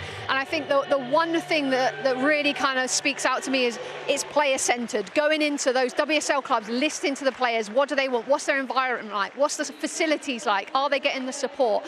And then finding that research and building reduction programs, which will be vital, hopefully, to reduce the amount of ACLs for women. Farah's gone, don't worry about that little bit of fluff. But Farah, it comes at a time where we are seeing, I think over the last couple of seasons, the amount of ACL injuries within the women's game has increased. Yeah, and it's been really frustrating, Alex. I think there certainly hasn't been enough research around that. You know, it's only this year we've been speaking about let's change the boot for women, and hopefully that will change things. It's not about the boots we wear. We grew up as young girls playing with male, if you want to call it, men's football boots. They're football boots. It's like trainers. They're all the same. We've all worn them. There has to be more research done to make things right. There's ways of preventing, or at least trying to help with that. And then obviously Ellen mentioned there about the recovery from it. Yeah. You know, certain clubs with obviously the bigger clubs, obviously then the recovery of that is obviously more effective than the lesser clubs. We've seen, you know, some of the girls in the lower divisions having to fundraise to get the funding or wait on the NHS. That shouldn't be happening in our game now. We're in a position now and a place now where this should be funded and players should be looked after. Okay, we're seeing Kim Little there. She's got her boots on. Hopefully some Arsenal fans wanting to see her after getting player of the match last week up against Everton. Right, let's have a look what we have coming up on the BBC for you. Tonight on BBC Three from 7 o'clock, you can join Matt Baker for the Women's European Gymnastics Championships. You can catch all the highlights from the WSL on the Women's Football Show tonight at 11:40 on BBC One. You can listen to new episodes of the Tooney and Russo Show, available now on BBC Sounds. And then next weekend, we have a big one. We have this. This game belongs to all of us. Manchester United beat Tottenham in the Women's FA Cup final. It's 1-1! William Today! It sends them to Wembley! Live, next Sunday at 1:50 on BBC One and iPlayer. It is crunch time in the title race. Manchester City sees them come up against old rivals Arsenal. That was a big chance for Manchester City. Well, that was Mornham with the effort. It's him! It is devastating! A little bit physical. It's Kelly, didn't connect. Well, half-time, City on course. Gareth Taylor right there. Ellen, it's a big second half for Manchester City. What do you think he's been saying? I think don't change anything. I think keep doing what they're doing, keep moving the ball, that rhythm, that connection, and creating chances. And hopefully that, you know, they have created chances, but be a little bit more clinical in front of goal, but keep doing what they're doing. Yeah, I would agree. I think they're in a perfect position. I think they're in control. I think in terms of the tempo of the game, they've really controlled that for the first 45 minutes. I think they've got good leaders and characters within their team to come out in the second half with the same sort of attitude they had in the first half. Do you think they'll change their mindset, though, Farah, in terms of will they continue to go and push for that second goal or be more defensive and know, OK, 3 points here? I think 3 points for them is the most important. I think they know they can get another goal, and I think they'll be more comfortable if they was to do that. So I think that they'll read the game. I think they're clever players. As I mentioned, they're a team that know what each other are capable of doing. If they need that goal, they will get it, but they're under no pressure to go out and get this in the second half. They can stay as they did in the first 45. The chances will come to them. OK, Manchester City knowing that 4 points from these 2 games will be enough. Let's get you back to our commentary team, Robin Cowan and Rachel Brown-Finnis. Thank you very much, Alex. City nearly there. Of course, they won't want to have any lapses. But as it stands, they are 9 points clear of second-placed Chelsea, who play later. And Arsenal are making a change at the break. Frida Mornham went down with a bit of an ankle knock, is off. Kim Little, who might add an element of control which Arsenal need after that first half. Yeah, the little magician, another player who you feel she's been around forever. Joined Arsenal in the first spell at 17, so kind of has been around forever, really. 33 now, and still as influential as ever. Imagine Pullover will go higher. Kim Little sit in alongside Cooney Cross. So Arsenal get us back underway. They had brief moments, the Gunners, in the first half, but that was all they had, and it was just moments. Yeah, as Farah and Ellen talked about, I talked about in commentary, the way that City play, you could see how they were going to build up, you could see how they're going to be dangerous, the movements were beautifully orchestrated. Arsenal's was just trying to create something out of very little. A few players running forwards, you know, was it in the channels, was it down the middle? It was just kind of scattergun approach. I want to see better from Arsenal this second half. An early corner.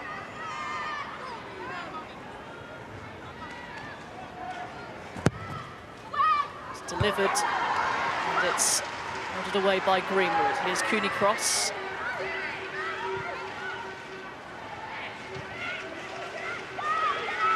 Kim Little. McCabe. Worked nicely. Back to Mead. Just wide. Well, that was a big opportunity. Emily Fox was Alaya Kadina in the end, but it was pinballing around in there. Here's Williamson who gets the first chance. You see here, ball in, scoops, hits the standing leg of Leah Williamson, but look at that for a glorious opportunity. Lovely little touch from Codina on the stretch, gets underneath it, just doesn't make firm contact with it, but it's great to see Arsenal come out with some intent this second half. Palova.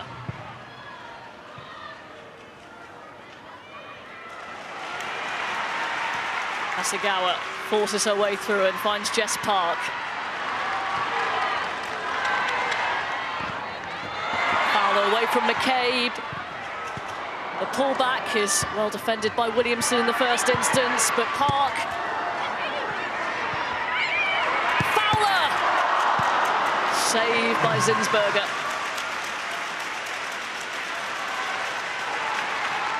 Should have been in the back of the net from Fowler. Zinsberger did really well to save that with her feet. A flurry of chances in both boxes.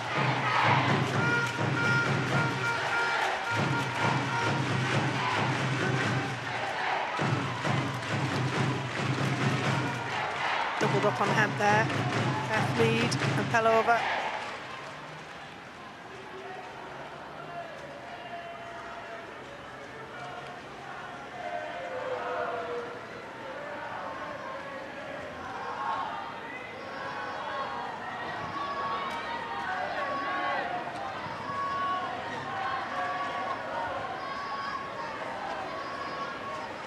There's some evidence, though, that Manchester City can be got at.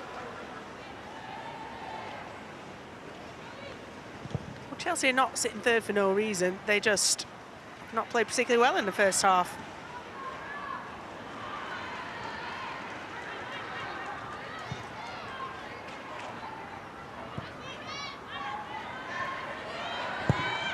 So they've only twice won here at the Academy Stadium. Last time was in 2017 during the spring series.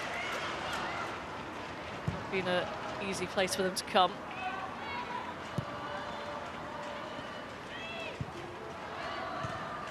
Little.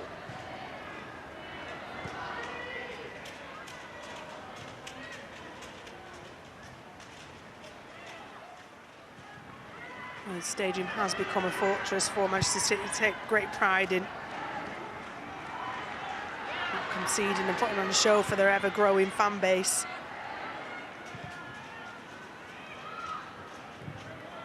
McCabe finds Kim Little, picks it up between the lines. Here's Lacasse. Miscue from McCabe. Not sure what she was attempting to do there.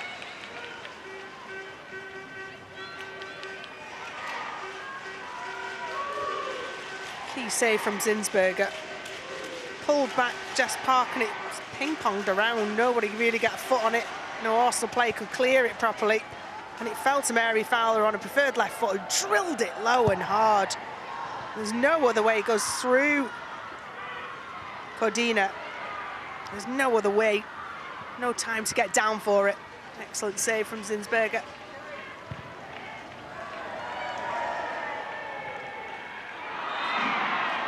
Kasparai down.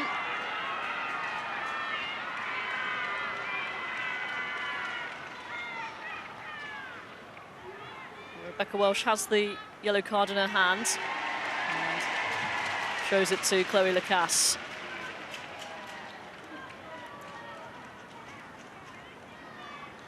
Well, it looked late and unnecessary. That's naughty. That's not getting even going for the ball. That is intentional, in my opinion. It's not even goal side of the ball. There's no intention to play the ball. Just stands on the back of her ankle on a standing leg. Not even the foot closest to the ball, Lacasse. Perhaps born out of frustration, but understandably, Kasparai is in quite some discomfort.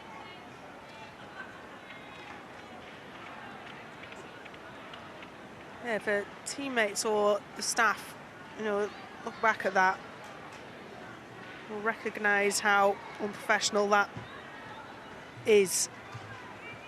You know that going to the ankle, if that ankle rolls as it's going into the tib fib at the bottom there, with it being a standing leg, could have had really serious implications.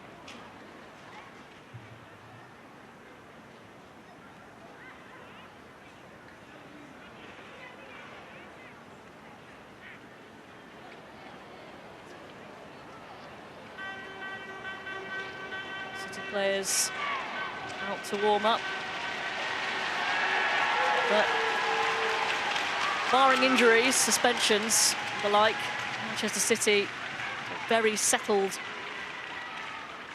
11/12. Kasparai coming in today for Kennedy. Good backup with those couple of names you said. Kennedy, established international, been here a few years as well, knows the league exceptionally well. Esme Morgan, who's at England international, been at City forever.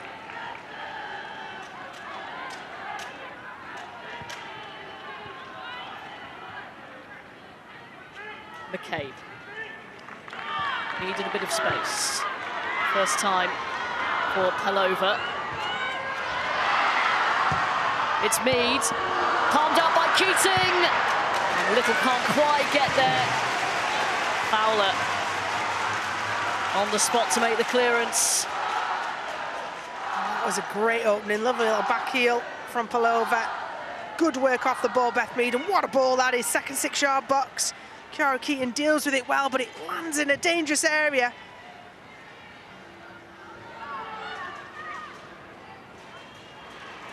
Cooney cross loses us in a dangerous position, but City forced to play it back.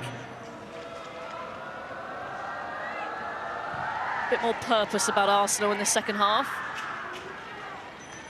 And a bit more joined up thinking as well. Often doubling up on, I said early on, with Lauren Hemp.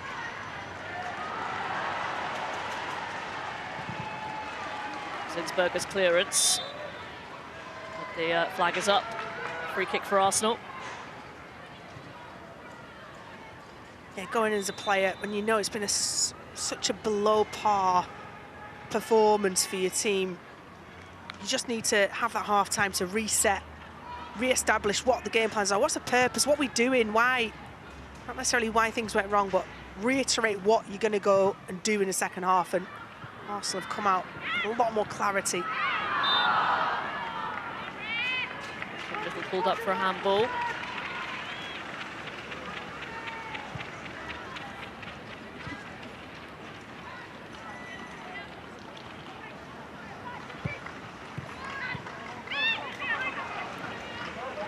We're happy.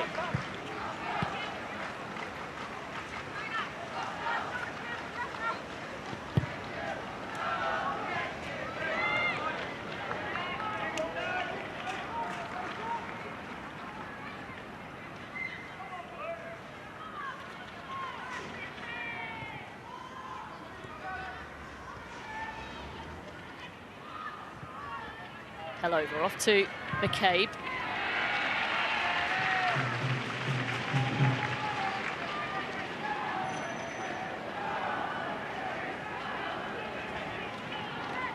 City by far and away the best defensive record this season. Just 12 conceded from their 20 games. Here is Hemp.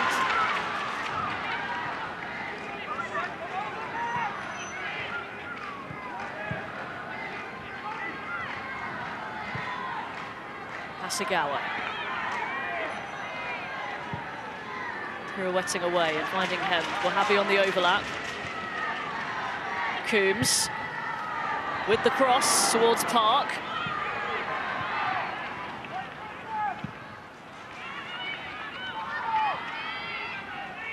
Lacasse holds it up well. McCabe up towards Rousseau. Alexandri gets in ahead of her to win it back for City. Fowler.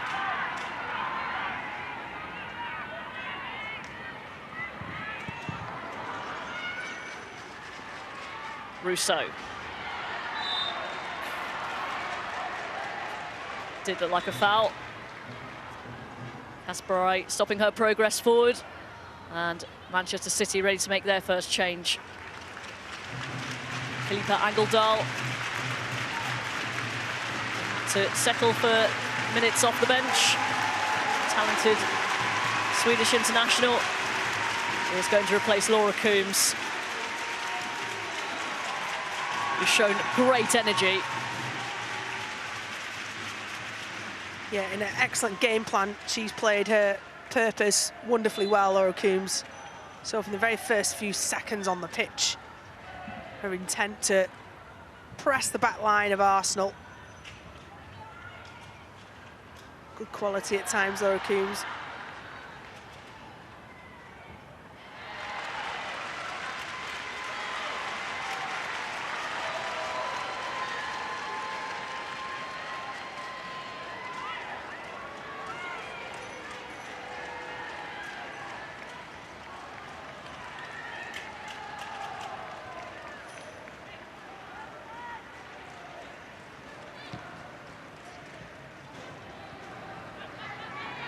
Looks like Arsenal might be readying a number of substitutes to try and change their game.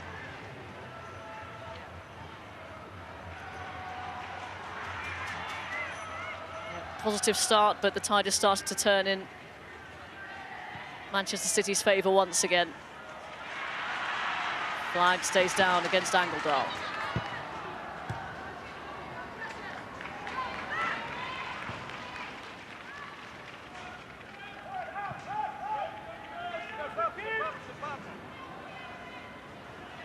Shoulders inside there.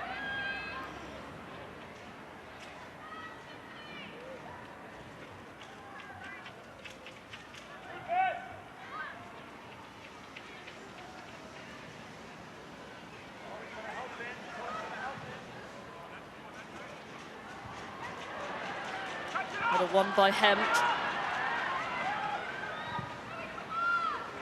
Pumped forward by McCabe. Kim Little cool under pressure.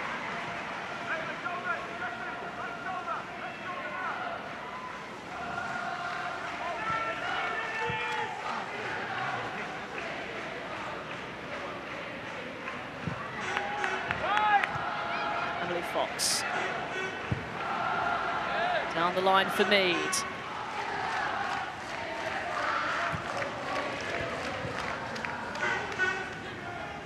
It's a line of blue shirts in front of Beth Mead when she went down that channel. That's a great ball from McCabe.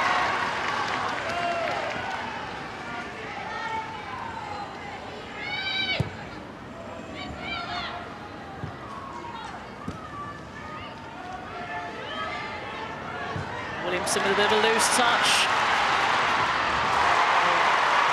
Fantastic challenge from Cooney Cross.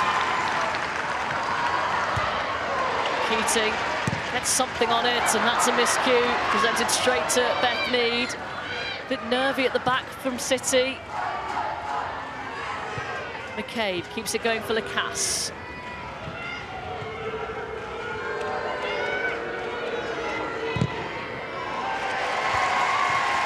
Good pressure from Arsenal. City are groaning a little bit at the back.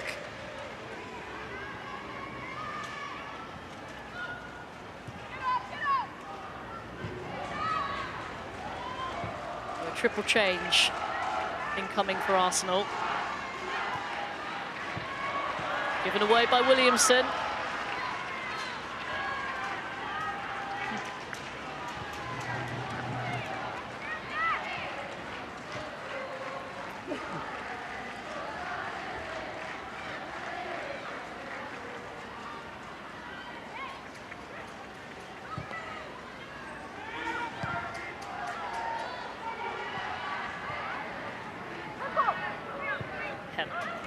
Into Park. Allowed to turn, finds Lauren Hemp.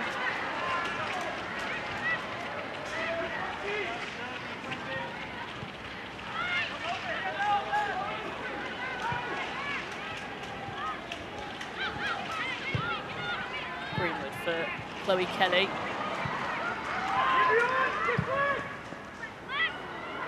Well, Russo, the cast is through. Flag is up. Yeah, right call from the assistant. Just edged too early up against Kasparai, who was brilliant, being applauded by Alex Greenwood. Just held the line enough, was aware of where she was.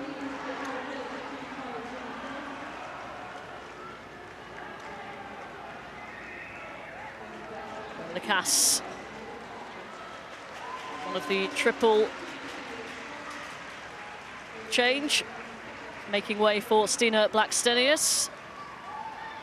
Emily Fox and Kyra Cooney-Cross also off.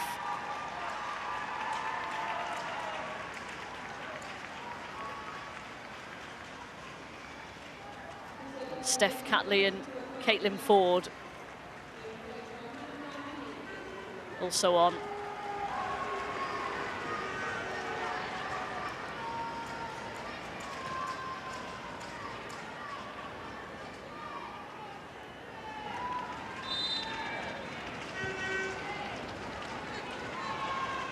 Arsenal starting to get a little bit closer. Build-up's been pretty good. It's that final flourish that's been lacking.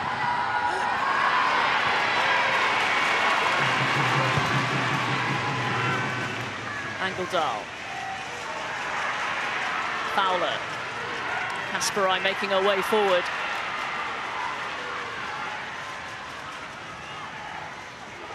Kadina did get a touch. Well, the referee's overruled it.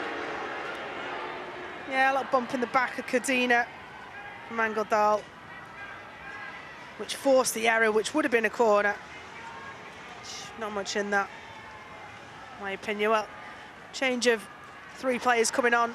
Slight change in setup. Katie McCabe's gone right back. Blackstenius, as we would expect in that central role. And Catley and Ford combo down the left. Lover not happy with that challenge.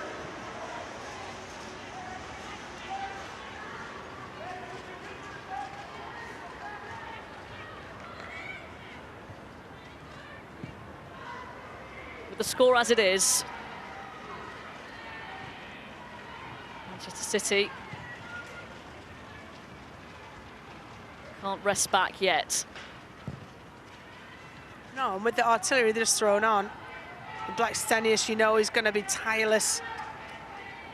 Out in and out of possession.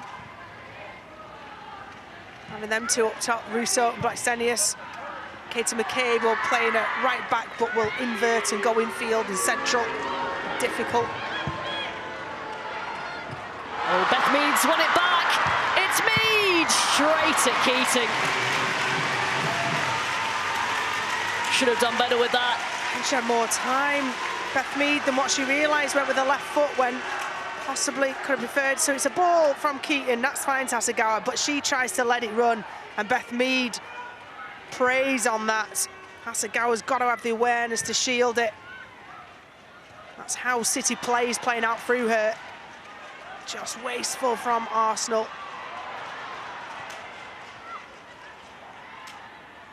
Keating recovered well to get back into her goal. Well, you've got to expect that when you play out from the back in tight areas, because Hasegawa had players around her. That's what you plan for. Quickly, resume position. She did that well, Keating.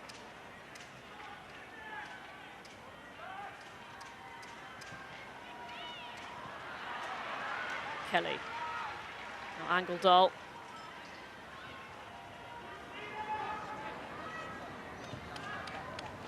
Zinsberger hasn't really been called into action this half. Apart from that Mary Fowler opportunity. Yeah, far improved Arsenal performance this second half so far.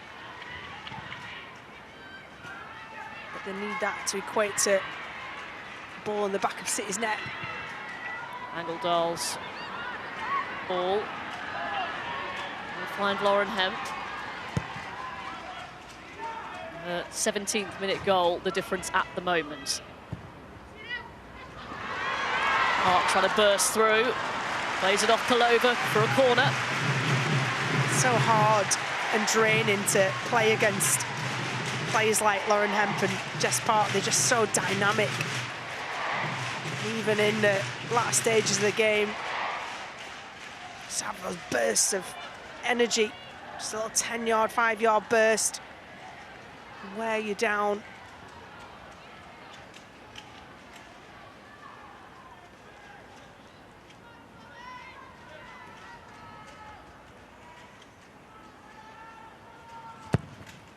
Kelly's corner, deep, looping.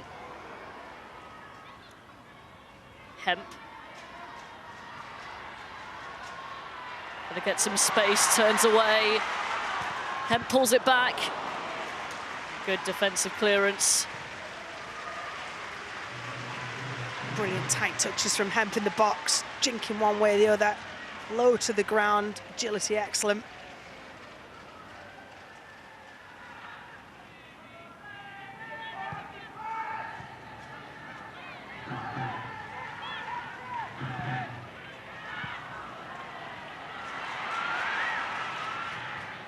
Catley with the interception. Doesn't reach Blackstenius.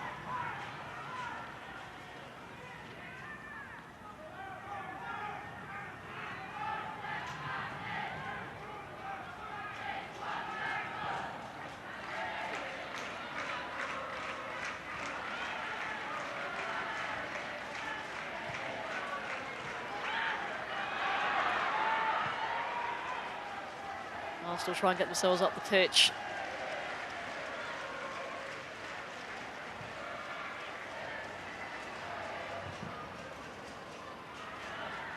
It's going to take a lapse in concentration, a mistake, as we nearly saw.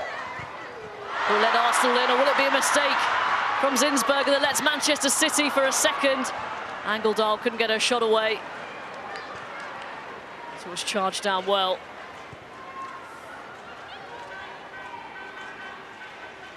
The goalkeeping error that wasn't capitalised on.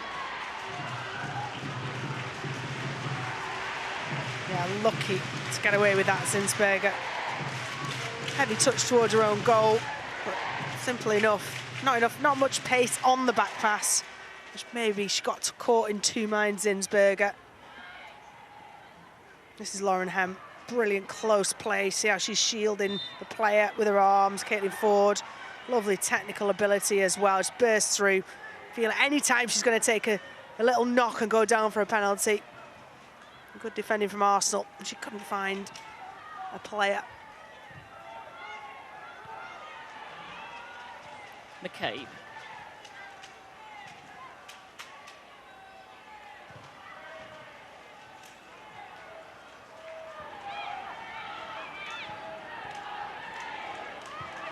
Palova through for Beth Mead. Blackstenius. Nearly got a lucky ricochet. Scored the winner in the reverse fixture at Boreham Wood. Mistake by Chiara Keating. She has come an awful long way since then. Redeemed herself in the FA Cup when Manchester City knocked Arsenal out very early on in the competition.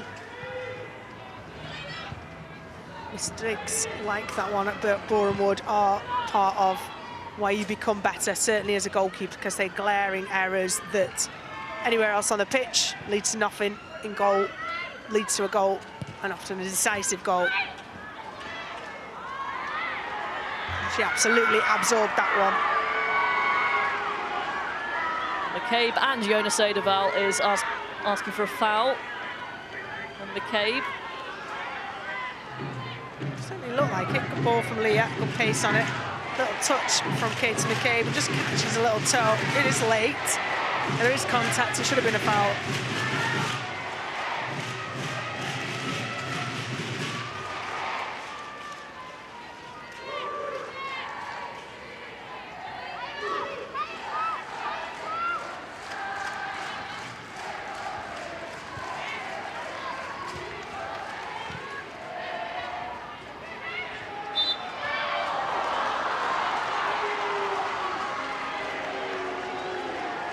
Arsenal's attack just snuffed out like that. Good little burst. Again, praised the front three, front four, including Jess Park. Their work rate to try and win the ball back for their team. Not really enough for me for a foul, but Jonas agrees. Indeed. So he's trying to hold it all in.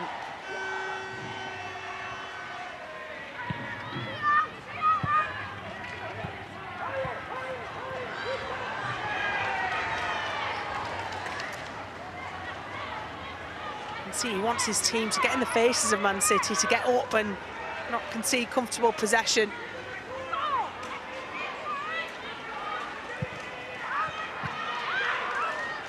Very animated. Can still get something out of this game, Arsenal.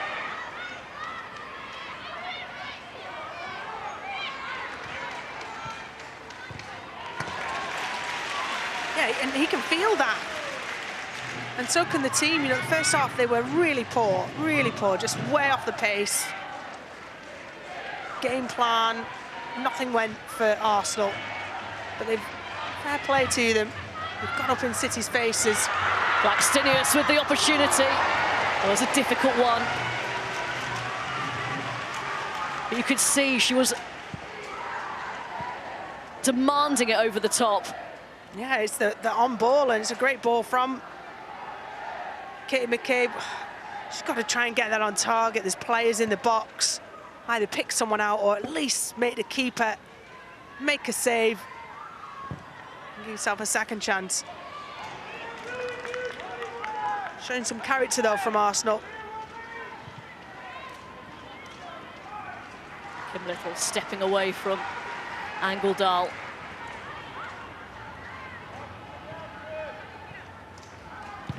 Williamson. She was trying to find Blackstenius. Beth Mead down.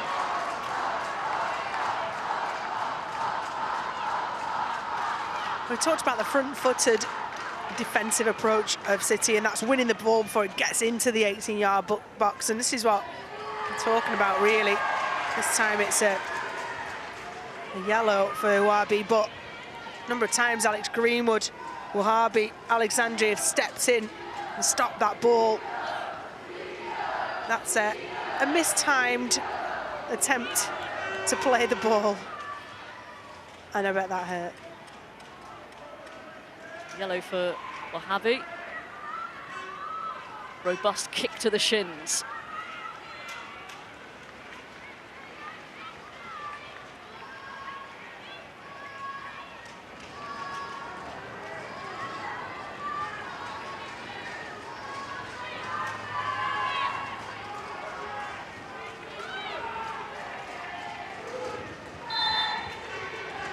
This might not be one on the first phase, but the second. Mead. A couple of glancing headers. And an Arsenal corner. Yeah, eventually, finally cleared by Casper at the far post. Doing an excellent job. Making sure Russo doesn't have a free header at the back post. This is where Arsenal look most dangerous. In-swingers from that side, Kate McCabe on the other side.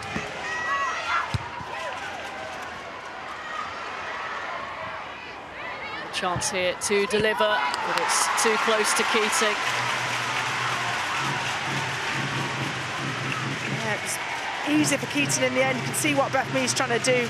She's trying to play it near post for a runner just to get, you know, with pace. Just needs a little touch from Ford. It's a one she's trying to target.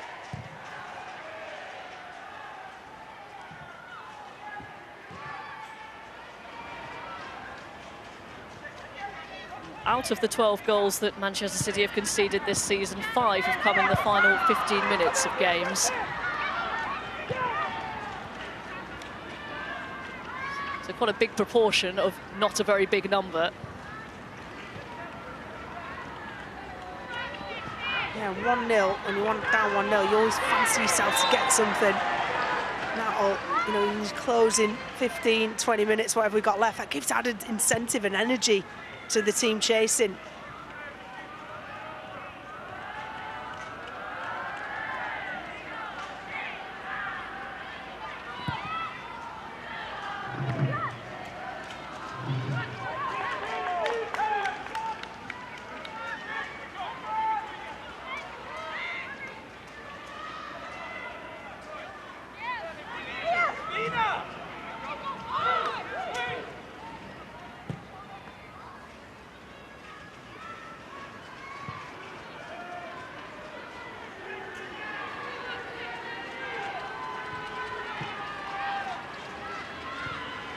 Cadena.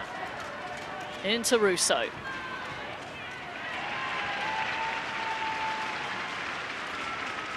Arsenal fans would take a Bethmead Crot at this stage in the game. Cross-shot speciality she's devised. It's been a while since we've been treated to one of those. Here's Blackstenius. That's a great ball, it's Ford!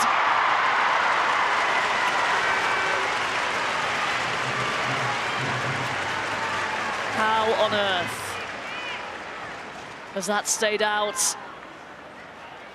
Oh, head in hands moment.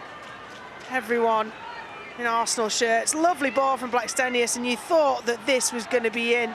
Kiara Keane does really well to come down and narrow the time of thinking and the options for Ford. Just goes with a non-favoured foot, a right foot. Oh, wanted to try and lift it over the onrushing Keaton. What a let-off for City. Not scored since January, Caitlin Ford.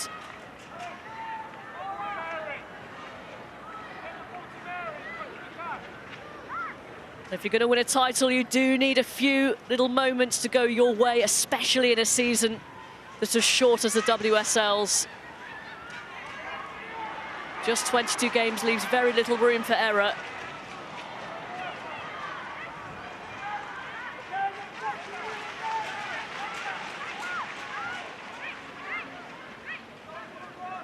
Gareth Taylor has come down from his vantage point.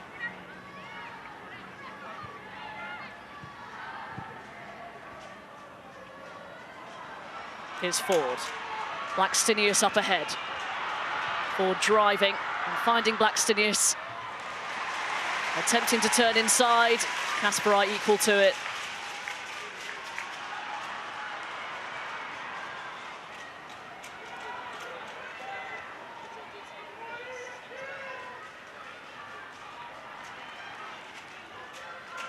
Kasparai's grown and grown since she arrived at this club. Never present this season when available. Coming together in the eyes of the referee. Play goes on. Russo. Fouled by Hemp.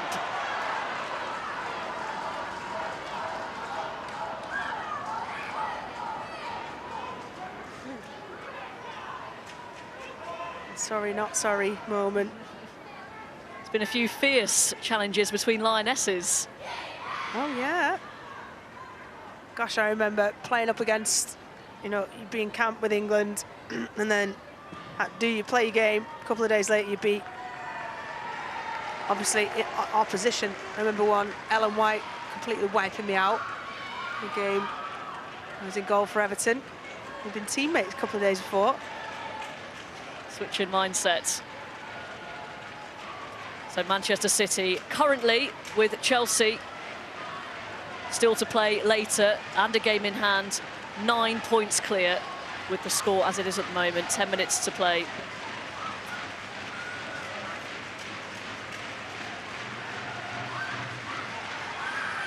Well, they had a little, not great start to the season, Manchester City, as we just see this coming together with Hemp and Russo. I think she just stands on a foot, catches her ankle. Nothing sinister, just clumsy from Hemp. Happens when you're chasing. It's a yellow for Hemp. Well, Manchester City end their season in 2 weeks' time, away at Aston Villa. And Chelsea still have to play Bristol City tonight, away to Spurs, and finally away to Manchester United. Wouldn't want Hemp getting another yellow card. That was like kind of a bit of a tired tackle, a tired chase, and she's done a lot of, been sent off, I think, this season with 2 yellow cards. Don't want to miss the party.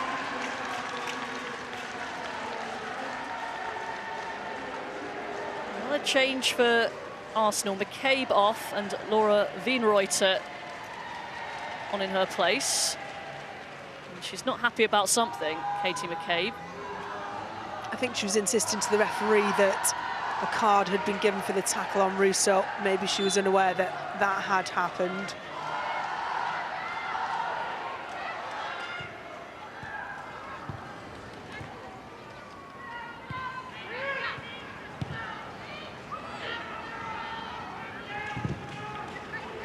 Cadena floats it forward. Well won by Hemp. Park. Trying to find Kelly. It's a gorgeous touch, and she plays it forward for Angeldal. First touch takes her across and allows Cadena to snap back into the challenge. Ford. Really good challenge from Cadena. Moy out. So Cadena centre half. Bit of a slice from Hemp. Russo. Wienreuter couldn't quite collect, so the momentum has gone out of that, but still a promising Arsenal move. Little. Wienreuter.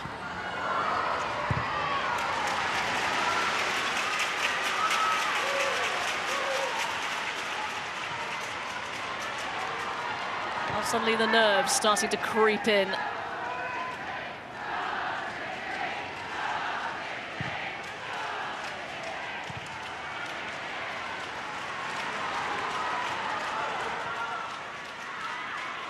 Here's Fowler.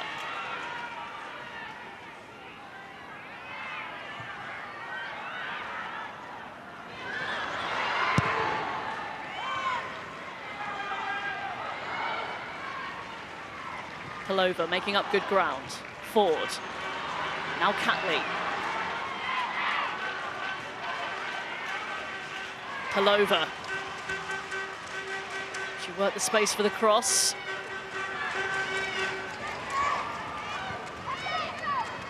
There's Catley in support. Here's Caitlin Ford.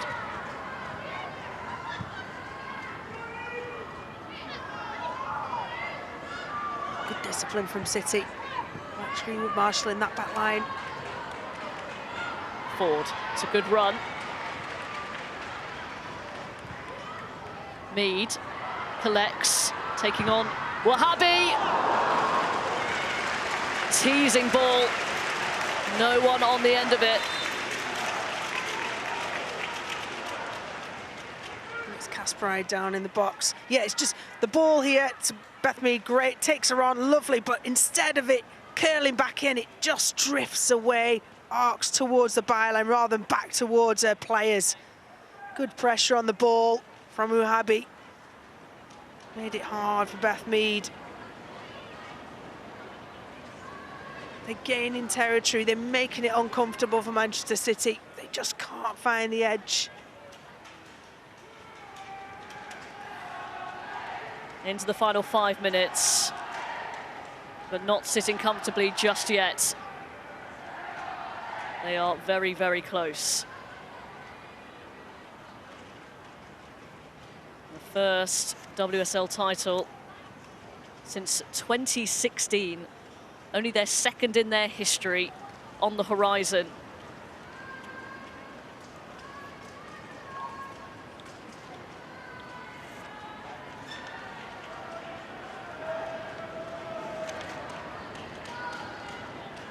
Plenty of new fans since that 2016 and last WSL title, who, albeit maybe premature if they get 3 points today, but on the eve, really, on the cusp of doing so, we will all enjoy the sunshine and the revelry of that title.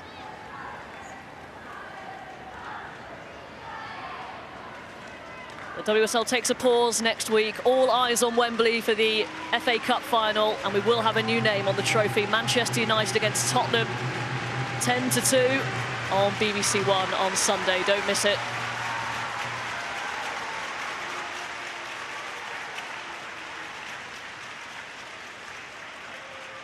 So Kasparov is off. Alana Kennedy on to try and see this one out for Manchester City. Alexandri being ushered to the right.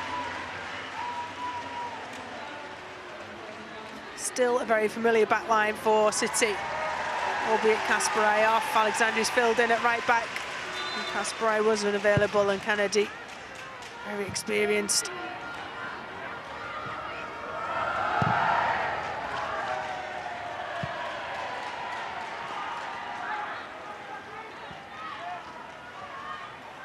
Into the final 3 minutes of normal time. Space for Wienreuter. Talova. Flicked header from me, didn't quite come off. But all the pressure coming from Arsenal late on in this game. And they've scored a few late goals this season.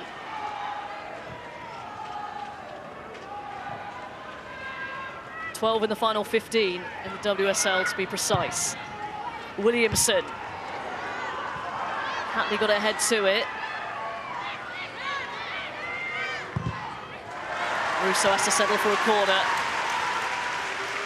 It's right in front of those travelling away fans. Arsenal singing, cheering their team on, wanting them to get something from this game.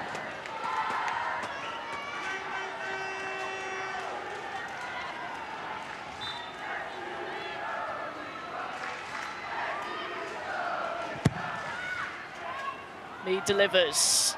First contact won by Arsenal. It's still there for them. It's Blackstenius! Would you believe it? Another twist in the title race. And Stina Blackstenius scores another late goal against Manchester City. Manchester City have not been decisive in defending corners. No clear header away of the ball. And it just drops. Caitlin Ford's made such a difference since she came on. And it's that combination of substitutes. Straight down the other end, Hemp into the gloves of Manuela Zinsberger. You saw the intention of Arsenal. They ran straight back into their half after the goal. They wanted to get the game restarted. They want to try and get the win. Exciting end.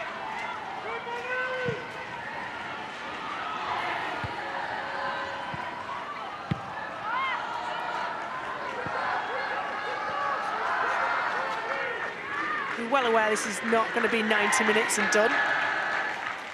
But here we go. Set piece into the sunshine, difficult conditions for defenders. It's Caitlin Ford here who gets across, nods it purposefully to the foot of Blackstenius. Lovely. I think she's maybe aiming for Wienreuter. Blackstenius comprehensively swipes that home. And he's believed it. They've believed it and they've delivered. 9 minutes. Long enough for another chapter in this game.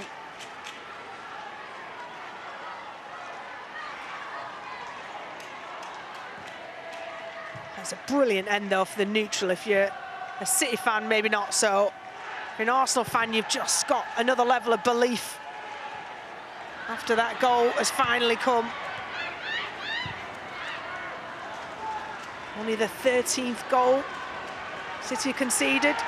Lucky for some. Could it get worse? Mead.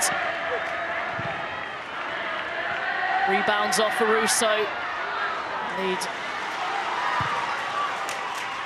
Path is blocked by Wahabi.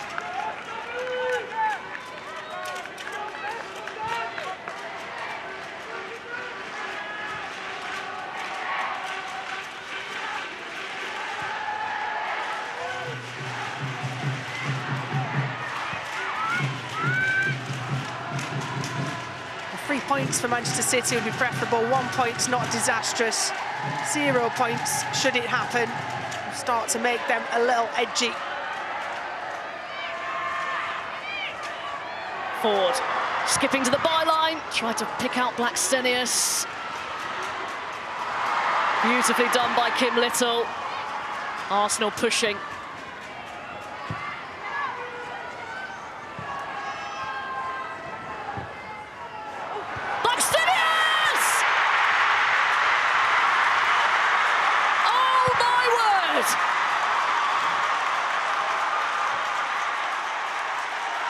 Arsenal have turned this around with the late show.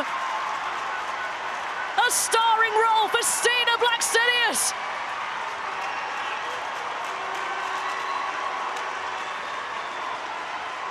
That was just simply brilliant. Lovely play down that left-hand side. Ball gets driven in, and it's a textbook centre-forward straight. Drifts off the back shoulder of Alex Greenwood, unnoticed. And it's a precision finish. Kim Little substitute to another substitute, Stina Blackstenius. And the Arsenal bench erupts. And you can't say that Arsenal have not deserved this. They've come out with a renewed sense of purpose. We've seen the momentum shift in this last 5-10 minutes. I think very few people saw this coming after the first half. Having said that, we still have 6 minutes and probably a little bit more of stoppage time to go. Are Manchester City losing their nerve at just the wrong time?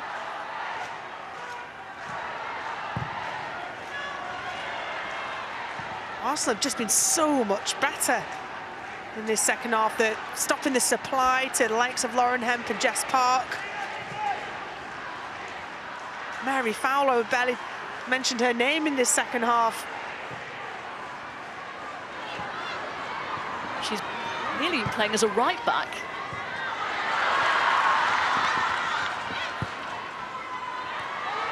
Here is Fowler. Kelly. Works opening for the shot. Charged down, and Arsenal will come away with it again. It's Caitlin Ford trying to play in Blackstenius. Good starting position from Keating. Yeah, it was well read, Kiara Keating. I'm not sure that that didn't hit the hand of Kim Little in the box, the strike. Regardless, look at that. So this means, with Chelsea's couple of games in hand, it might well now go down to goal difference on the final day of the season in 2 weeks' time. Now that is with a big caveat: Chelsea still have to play Bristol tonight and Spurs away before the final day. But suddenly, Emma Hayes conceding the title might have been a little bit too hasty, or she possibly, Rachel Brown-Phillips, might not have quite meant it.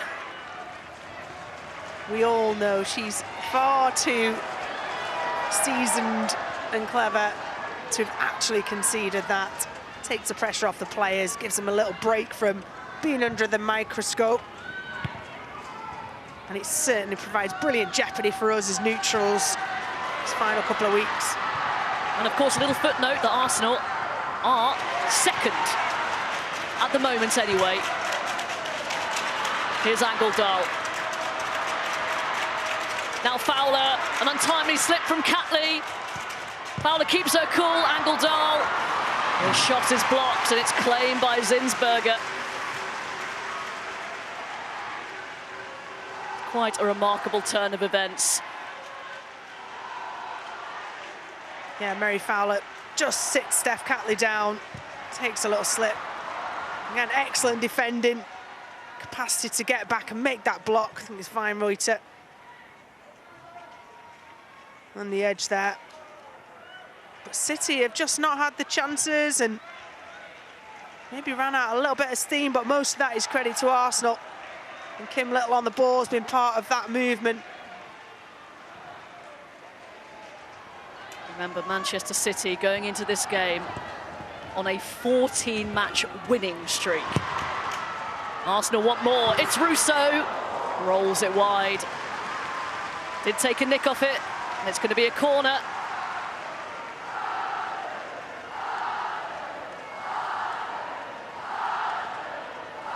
No rush for Arsenal now. What a comeback.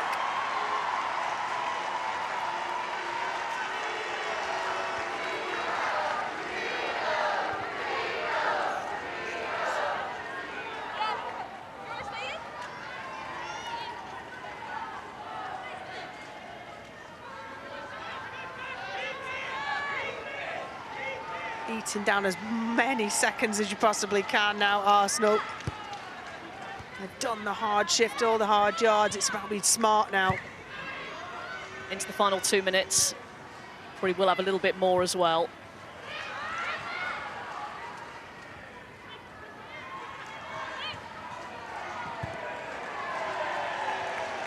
Excellent, excellent from Arsenal. Brilliant game management. This is where your experienced players, you look across the pitch and there's internationals in pretty much every single position. Senior internationals who've been in big game situations.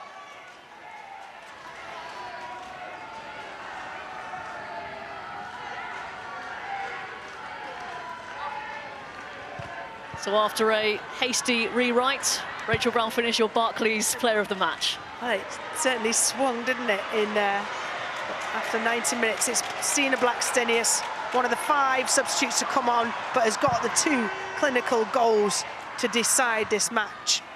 My Player of the Match. In terms of impact to minutes ratio, can't really beat it.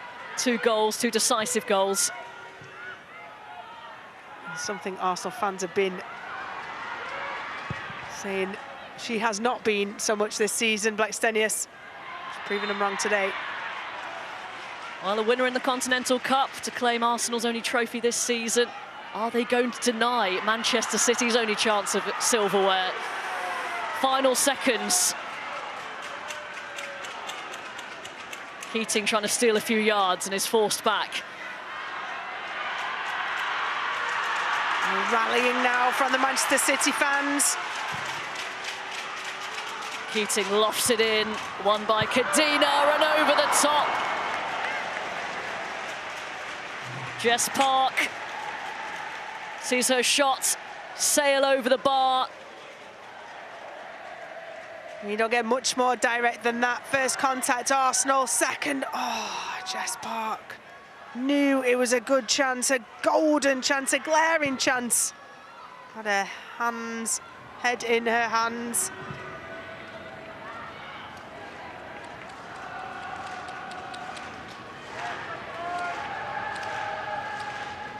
Are we going to see an Edeval knee slide? And the whistle goes. I think that was a one-time, once-in-a-lifetime thing. They will want more next season. You know, this is a great result to end, but it's not been great for them. And shots fired in the title race. Manchester City seemingly on the verge of claiming the WSL title, but Stina Blackstenius had other ideas. Lauren Hemp giving Manchester City the lead, but a quick-fire double from Arsenal's Swedish international means that Manchester City's 14-match winning streak in the WSL is at an end, and more importantly, they've been pegged back, potentially neck and neck with Chelsea now, who are back in the conversation for the WSL title. Incredible drama. Oh, football, eh? It was absolutely brilliant. As utterly dominant as City were in the first half, Arsenal tried their best to reverse that. And with the substitutions, the triple substitution, particularly Blackstenius, Caitlin Ford and Steph Catley, tried and tested duo down the left-hand side and target player in Blackstenius as that centre forward. And it works. Gareth Taylor will be seething with possibly himself and how him and his team couldn't react to the changes that were made by Jonas Edeval and Arsenal. But they put him under continued pressure in the second half, Arsenal. Lawrence Hemp's goal in the first half was at least as much as City deserved. But ultimately, Arsenal showed their true colours in coming back, showed glimpses of what Arsenal fans will expect to see more of next season. The Cats has been put amongst the Pigeons. Full time at the Joy Stadium. Manchester City 1, Arsenal 2. Robin, Rachel, thank you very much. Well, we said coming into this, could Arsenal upset the apple cart? Would Arsenal have a say? Chelsea fans up and down the country jumping for joy right now. Emma Hayes midweek conceding that the title was over. Farrah Williams, it's not now. It's definitely not. Of course, at the moment on goal difference, it's still in City's hands. They have the points on the board. Chelsea have games to play, so Chelsea have those games in hand. Big game tonight for Chelsea at home to Bristol City. But again, the pressure's on because it's their final home game for Emma Hayes. That does add extra pressure. Although Bristol already relegated, nothing to play for. Those games are always difficult. But yeah, it's wide open for the last game of the season, and it's super exciting, Ellen. This is mental. This is just absolutely mental. This game, we saw the complete dominance, like Robin and Rachel said, of City, just controlling the game. The substitutions that Arsenal made, I thought in particular bringing Kim Little on at half-time, she just had that experience, that control in midfield. And Arsenal just looked a different team second half, probably that last half an hour, but yeah, massive disappointment for City because it was in their hands really to get that 3 points. Well, let's tell you how mental it is and have a look at the table, because if Chelsea do win their remaining games, that means we could go into the last day of the season and we don't know which way it's going to go. And we're talking about goal difference, actually. If you think that Chelsea go and play Bristol City tonight, Farrah, Bristol City have conceded the most amount of goals this season, so Chelsea will be hoping to get a few tonight. They've conceded 58, Bristol City. They will be hoping, but we've seen last week, Bristol City, they got relegated last week against Manchester City, but for 60 minutes, they made it really difficult.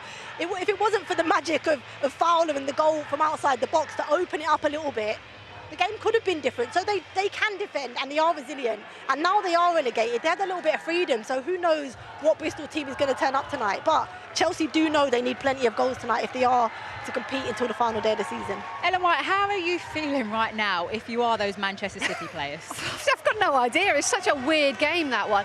Obviously, it is still in their hands. Obviously, you know, disappointment for obviously Lauren Hemp. I thought she had a really good game, a great finish in that first half. But yeah, I think, you know, a little bit dejected, to be honest, because I'm sure they would have wanted Steph Houghton's last game as well to a win, you know, potentially go on to win that title. But it is all a little bit still up in the air, to be honest, because I really thought they'll take this game by the scruff of the neck and go for it, and potentially by tonight have won the title. It's now Gareth Taylor's job to lift this team back up, because the psychology behind it after a defeat, a big defeat, because they were in control for much of the game. You know, the first goal they conceded was scruffy. You know, they probably could have defended it better from a set piece, so they'll be disappointed with that. Now it's his job as a manager to lift these players up and go again. One big final game against Villa. You can see the disappointment in Kennedy's face right there. Let's have a whole recap of how this game played out, shall we? Because Manchester City fans were the ones celebrating early on, Ellen, with a Lauren Hemp goal. Yeah, and it came right from the goalkeeper in Kiara Keaton, a ball right from the back. And we mentioned, didn't we, at half-time, the runs from Laura Coombs and that relationship with Lauren Hemp, and they actually win the second ball, Coombs, and sets it to Lauren Hemp, who does a lovely pass into Mary Fowler. And, you know, she cuts it in with her left foot, great ball into the box. And then again, the City were winning those second balls in the box, but this turn and finish from Lauren Hemp was just absolutely superb. And, you know, it epitomises what she's done this season and the type of player she is. Yeah, I mean, you saw there, she just plays the ball wide to Fowler, but then doesn't admire her pass, does she? She gets herself back into the box, wanting the ball, but once you allow Lauren Hemp on the half turn inside the box, there is one thing that's going to happen, and it's a great finish into the bottom corner across the keeper, and Zinsberger has no chance. Yeah. There is Steph Houghton right there, and just to the side of us, both teams are lining up, I think, ready to give a presentation to Steph Houghton. But before we bring you that, let's go over to Joe Curry, who is talking to player of the match, Stina Blackstenius.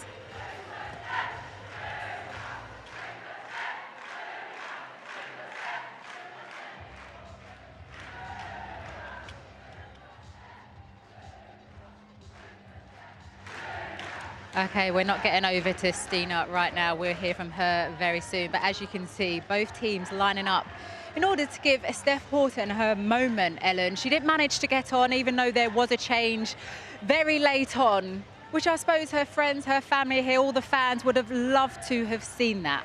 Yeah, I was really disappointed. You know, the last kind of... Sorry, we're just watching the goals from Blackstenius here. Farah mentioned, it was a bit of a scruffy finish, this one. But it put them on their way to going on to win this goal, and it gave them a little bit of confidence, didn't it, Farah? There was only one winner. After this goal went in, Ellen, I sat there and I said, there's only one winner in this game, and it was going to be Arsenal. They just gathered momentum from that. That goal really did give them something. Yeah. Well, we're talking about Blackstenius there and seeing her goal. She is ready now with Jo Curry, so let's get you over to her. Well, Stina, I think it was something like 2 goals in 4 minutes. Talk me through those 2 goals. I don't know really what happened, but I got like first contact on a corner or something, and then a really good cross from I can't remember who it was, but it was a great ball, and I just had to get my head to it. You look exhausted rather than happy or relieved. No, I am happy, of course, but yeah, it was a tough game, and I'm really proud of how we came back this game and how we got the win in the end. After scoring the winning goal in the League Cup final as well, what is it about these big game moments where you really step up? No, I don't know. Just try to be in the situations and create something whenever I get the chance. So yeah. It's felt like a little bit of an up and down season for Arsenal. How badly did this group of players need a big win like this towards the end of this campaign? Sorry? How important was this win to a group of players who've had some ups and had some downs this season? Yeah, like you said, it's been ups and downs, and obviously we wish we could stand here and really go for the league title. But I mean, these games we can win this, but we need to be more consistent during the season. For now, at least, you're up to second, but that result could have a huge say in the title race. Was that something you discussed as players before the game? Yeah, we knew this was a big game for us, and I think we haven't won here in 4 years or something, so it was important for us to come here and win today. Well, congratulations. It's a fantastic win for Arsenal and a safe journey home. Thank you very much. Yeah, nice journey home on a bank holiday weekend, and all the smiles there from Blackstenius. Bit of a big super sub, isn't it, Farah? Let's see the next goal, the super goal that she scored to get all 3 points for Arsenal. Yeah, I think, as I mentioned, there was only one winner, but we've got to talk about this pass and the game changer. Kim Little was a game changer at the half, but what an unbelievable pass it was. Even the fact that Kim Little seen that, the movement, you just see it opens up, fantastic ball into the box. And then it's only Blackstenius just has to guide the ball towards goal because the pace comes from the delivery from Kim Little. Fantastic ball and a really good finish, but she's a goal scorer. She's their top goal scorer, super sub today, and gets her team all 3 points. I think it's like she's done brilliantly, but I think that Man City defence will be so disappointed. We spoke at the start of the show.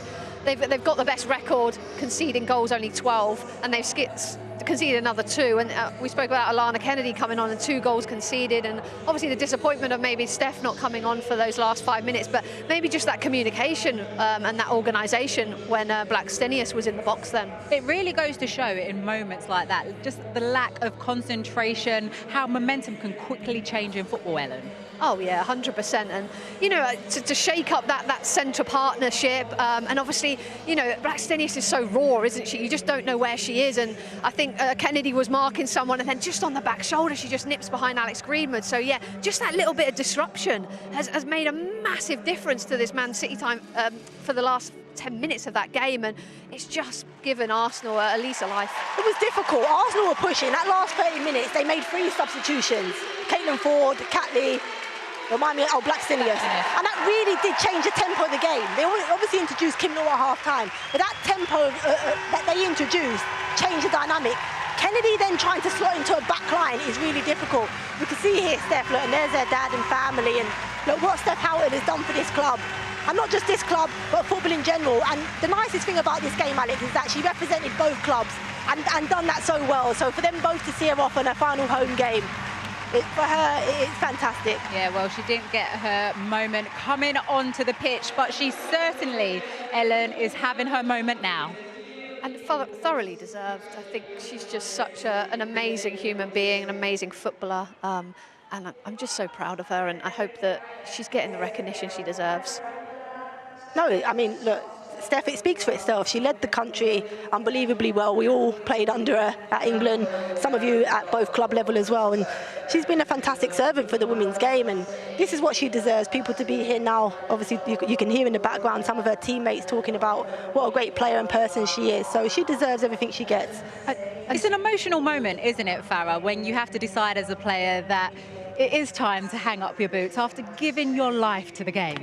It's horrible. You just never know when that moment's going to come. You're never ready for it. You can't prepare yourself for it. You think you can.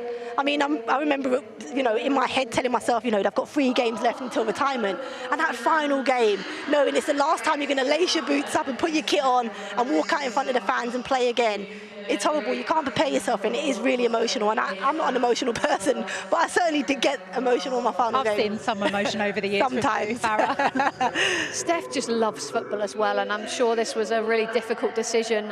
It's been obviously disappointing for her not to have played maybe as much as she wanted to, and the injuries as well. But what she's given to this team off the pitch, her leadership, professionalism, and her selflessness, I think it just speaks volumes of the person she is. So yeah, I'm just super proud of her, and hopefully she's got a lifetime of success moving forward. Well, they still have the potential to lift the WSL title in her final season. What a send-off that would be. Here are the remaining fixtures. Manchester City just have Aston Villa to play on the final day. Chelsea, Bristol City tonight, and then they are away at Spurs, and they will be at Old Trafford on the final day of the season. It's still all to play for. And look who's joining us right now is the Manchester City manager, Gareth Taylor. Thank you for taking the time to come over. Gareth, how do you pick your team up to go again after that disappointing result today? Well, we will. We've always really reacted well from negative results. And I thought it was a bit tough on us today. I thought the game was a draw was probably a fair result. We never really got going in the second half. But now the girls will be fine. We knew we had, obviously, I wouldn't say a little bit of leeway, because we wanted to win the game today, no doubt. And we wanted to be in control. And we've kind of lost a little bit of that. But we still have one more game, so we look forward to that. And it's still very much in your hands at this moment of time. Yeah, of course it is. But yeah, there's a lot of permutations that have gone on out there, and we've just tried to keep it simple by winning the game. And obviously, for a long period today, we're winning. But like I say, I thought a draw was probably a fair result. I thought losing that game was pretty tough on the girls. Gareth, you finished 4th last season. What has been the biggest change in your team this year? It's hard to put a finger on exactly what it is, but I would say more consistency. We've lost players previously, too much incomings and outgoings. This has been a more settled group, and I think you can do really good things when there's continuity. You obviously got to have good players, and we've had that. And we really believed and trusted in what we do, of course, and I think that's really important as well. Okay, I'll bring in Ellen, a former player. She's giving me the eye. She wants to ask you a question. No, was there any thought, that you brought Alana Keddy on to bring Steph on for a last game here at the Joy Stadium? I think, look, I mean, it's really difficult that we're going for a title and we have to make the right calls on the pitch. If we were in a different type of situation, maybe we may be able to celebrate Steph in the right way. But I think in 5-10 years' time, everyone who will remember Steph won't remember this game. They'll just remember what she did in her career. So I think that's where my thinking was. What do you do between now and obviously there's a gap weekend because of the Women's FA Cup until the final game of the season? What do you do with your team in this 2-week kind of period building up to that? Well, we keep working. I think it's obviously creates a little bit of difficulty with having a free weekend. We've got a game organised, so I think that's good that we keep that continuity there of our training practices. And yeah, I think it's pretty much the same for everyone else, apart from Spurs and United who are playing in the cup. Everybody else is going to be looking to kind of fill that weekend void. Gareth, you signed a new 3-year contract this year. You haven't won a title yet. What would it mean to have your hands on a WSL? Oh, it'd be amazing. It would be amazing. It would complete the set for me of domestically with those trophies that we've won. And yeah, of course, but it's not easy. You've seen today how sometimes, the momentum is in your favour and then all of a sudden it can quickly be taken from you. So yeah, that's football, it'll never change. Okay, Gareth, what are you doing tonight? Are you going to be watching that Chelsea game? Oh, who knows? Who knows? I mean, it's really hard to control what's happening elsewhere, and I think you're more nervous watching other teams play than actually when you're at a game by ourselves. So, I'll see what else is on the other channels. Well, thanks for joining us, Gareth. Best of luck. Thanks you. Okay, let's get you straight over to Joe Curry, who is with the Arsenal manager, Jonas Eideveld. Well, Jonas, if your celebration at your second goal was anything to go by, you look like you thoroughly enjoyed that one. Absolutely. I think our performance was very strong today. I think we got the result we deserved. Not many teams can do what we did here today, and we should be very proud of that. What a second half performance, a bit of a turnaround. Where did that second half improvement come from? I think there was a lot of good things at earlier stages in the first half, and like earlier stages of our build-up. We just didn't really connect the things together where we turned them around and getting that into creating goal-scoring opportunities. But that's small details. We had a lot of the foundation that was good in the second half already in place in the first half. And we show it's a real squad game because we knew that before. It's what's important that we started well, but so really important that we finished well. And I think we had some real quality coming off from the bench today as well. So I think we managed the game well in that regard. Yeah, talking of coming off the bench, what kind of an impact did Kim Little have when she came on?